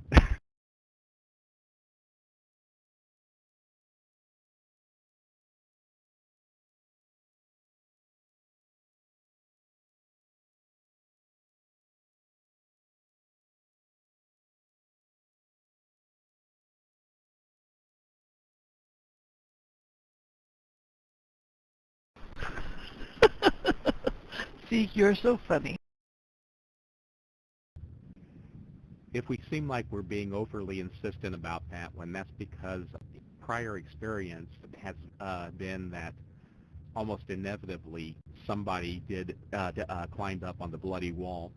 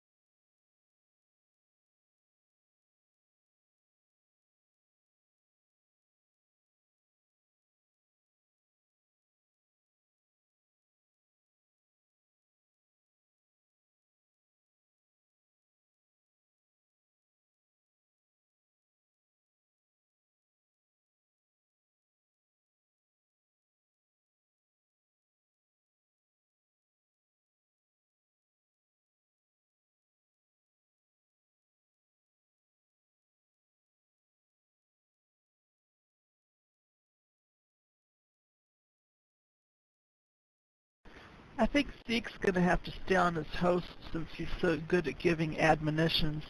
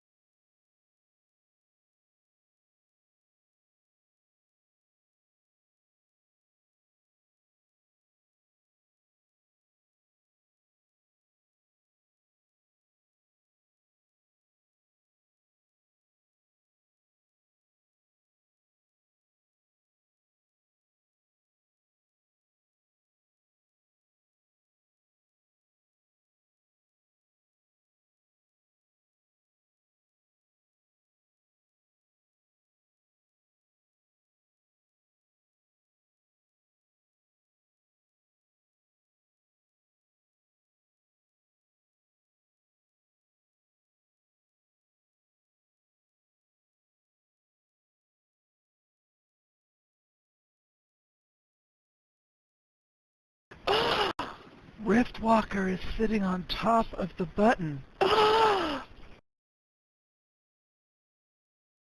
He's touching the button with his body part.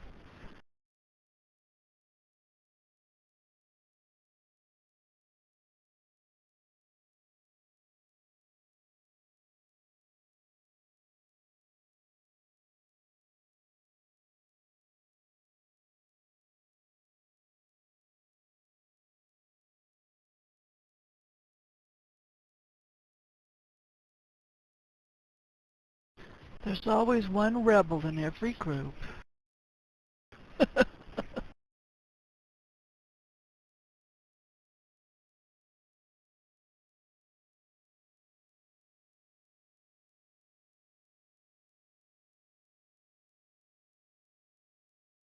like the countdown sequence at the end of Alien.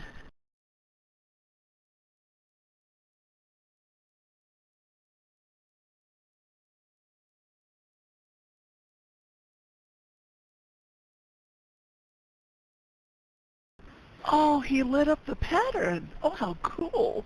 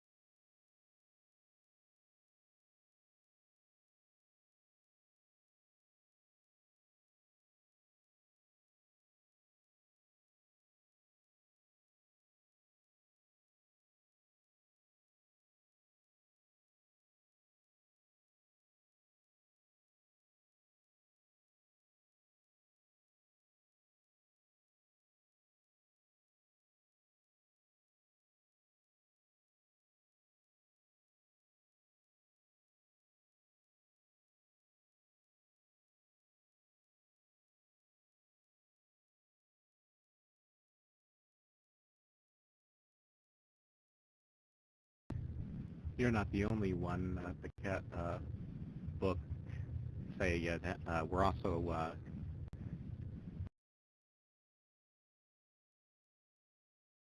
Oh, this is the opposite side of the wall. You can see that this side lights up purple to reflect the team that would have had to climb up. You notice that the other side was yellow for the other team.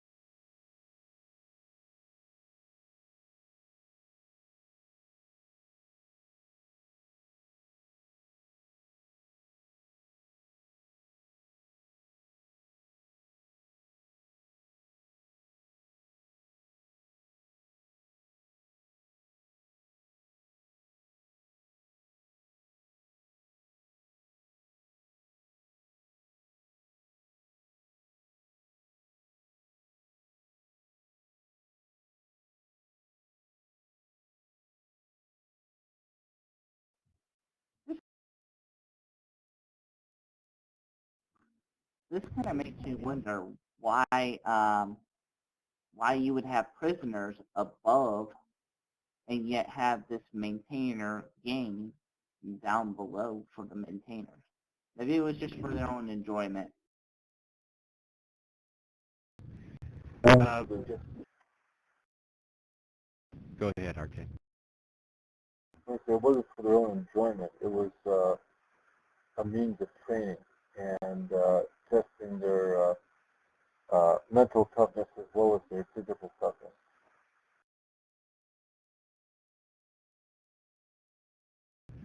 Also remember that this was a facility for the development of new technology. So the testing that they did in here would have been of the equipment as well as the people. To answer the other question, by the way, the reason what we're standing around waiting for is that there is one more location that we might be able to visit, and I'm trying to see if we can make arrangements to do that with Mirfak.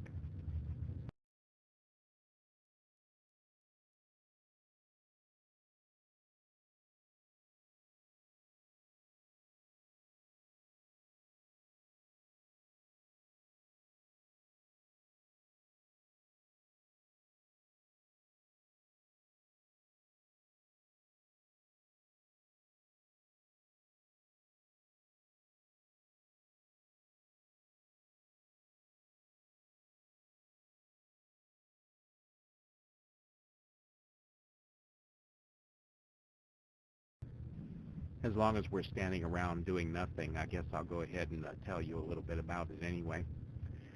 Okay, first off, everyone is familiar with Nexus, which is the age we go to when we want to travel from one place to another within the Denis Caverns.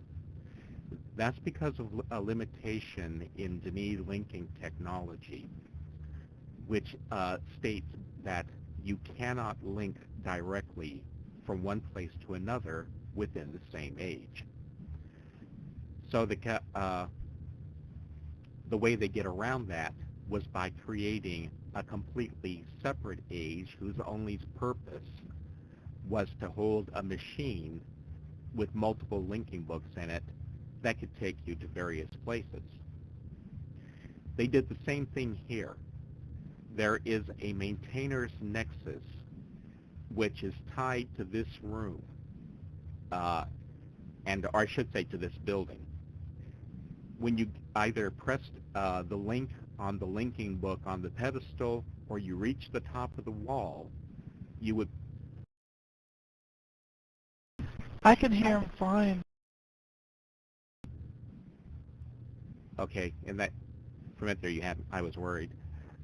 Anyway, once you either reach the top of the wall or press the book, then you would be linked out of this age, Gahreesen, and to the maintainer's nexus.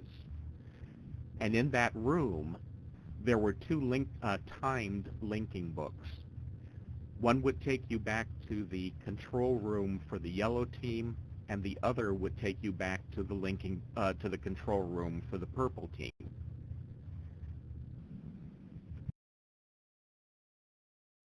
And that was the only thing, and that was one of two reasons why that age existed.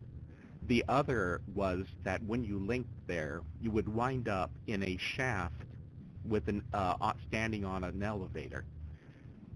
And that shaft would remove the environment suit from your body before lifting you up actually into the Nexus room.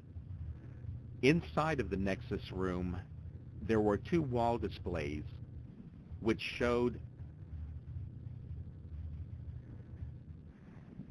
that the status of the walls for both teams.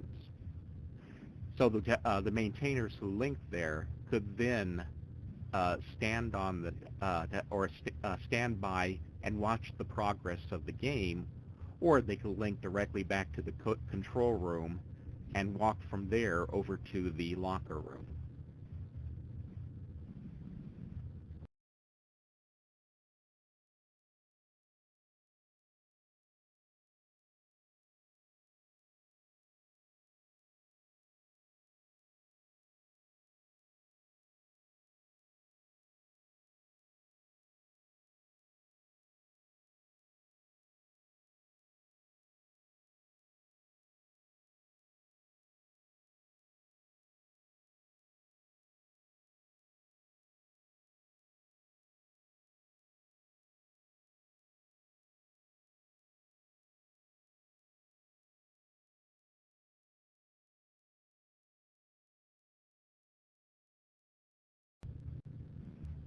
MRFAC is still working on possibly taking us to the Nexus so that you can see what I was just talking about.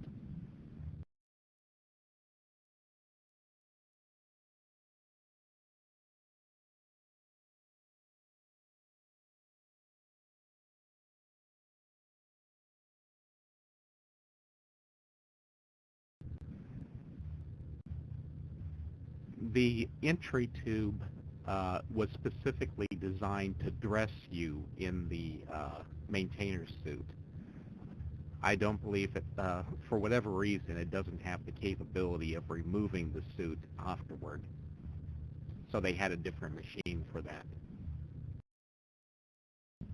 that. Stone, don't worry about that at the moment. We're going to try doing it. Or maybe not.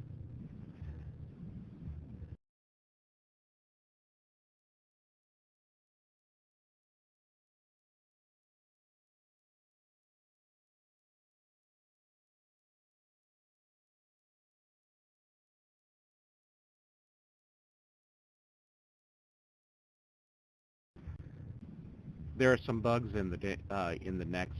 For one thing, if we link there the normal way, since we're not wearing the maintainer environment suits, what it actually does is strips away all custom clothing from your and hair colors from your avatar. So you wind up in a t-shirt and pants, and you would have to rebuild your avatar back in your closet. That's why we were checking to see whether or not we could do this without affecting you that way. But it's looking like it's not going to work. But if you're wondering why I'm in black and white instead of my white and blue like I used to be, that's why. It was easier to reestablish my clothing this way.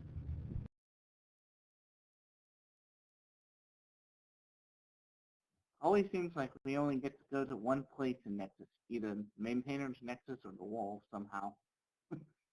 We can never ever get in both of them for some odd reason.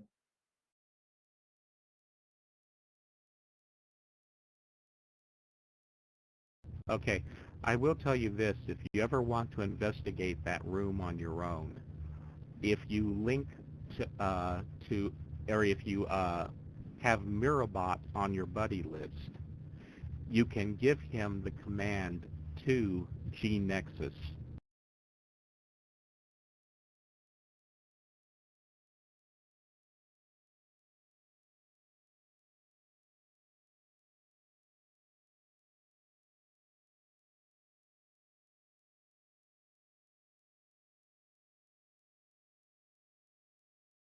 Negative.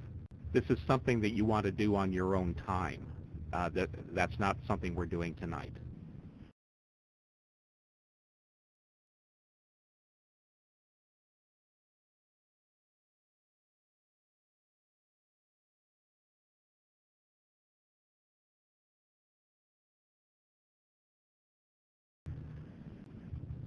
So that's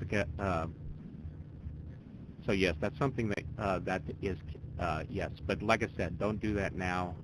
Just next time you're in the game, and you're feeling curious and don't mind rebuilding your avatar, you can try giving that command to Mirabot and see what happens.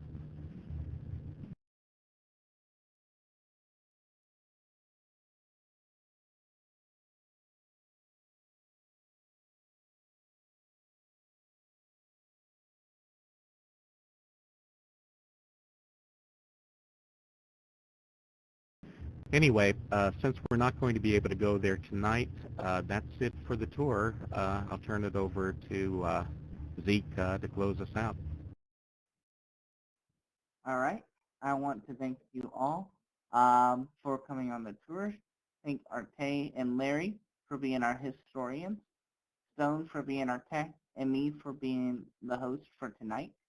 My announcement is this is my final hosting, but unlike what Griff said, the tours are not retiring. I'm the only one retiring. as host. Um, and they'll be looking for a new host. And I have a farewell party on Sunday. So technically I won't leave till August 31st. I just figured Sunday would I could get more people out. And that'll be Sunday at 13 tea time in the Cavern of Inthood, which will explain ideas I had that never got implemented, and a post Larry made of what I did as host and what my job is. And it's a lot more than you think it is.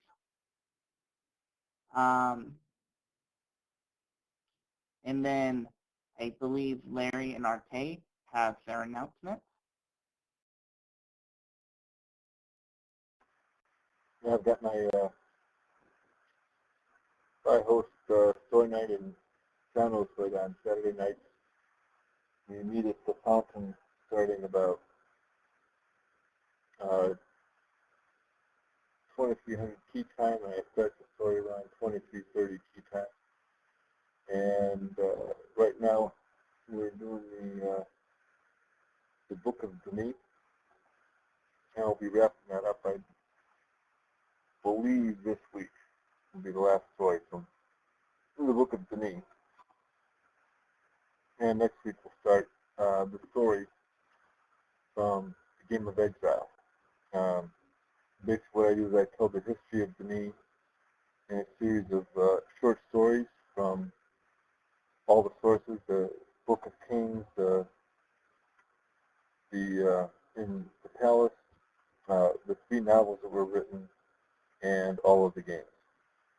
So when I talk about the history from the games, I don't include any spoilers for any of the puzzles or any solutions for any of the puzzles. It's just the backstory that I talk. And let me put that into the local chat.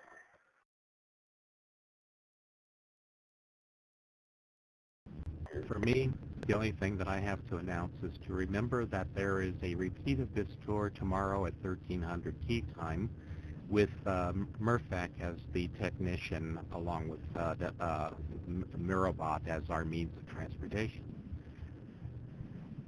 It's not going to be significantly different from this one since the age is fairly straightforward, but I will be saying a few things. For instance, I'll be reading more from Michael Simpson's notebook. And so if you want to come along for that, you're more than welcome. They're 2 different experiences. That's why I encourage to check them both out.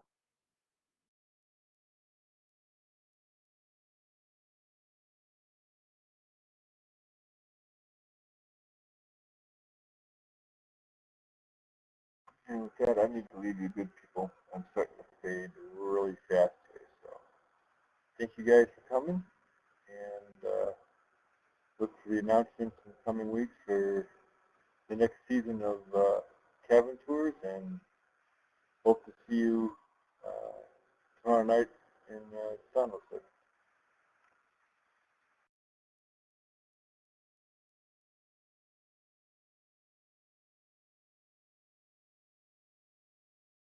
And until next time, my friends, Shiraga Baturi, which is a Denis expression which means peace and blessing. Nighty-night, Arte. Sweet dreams.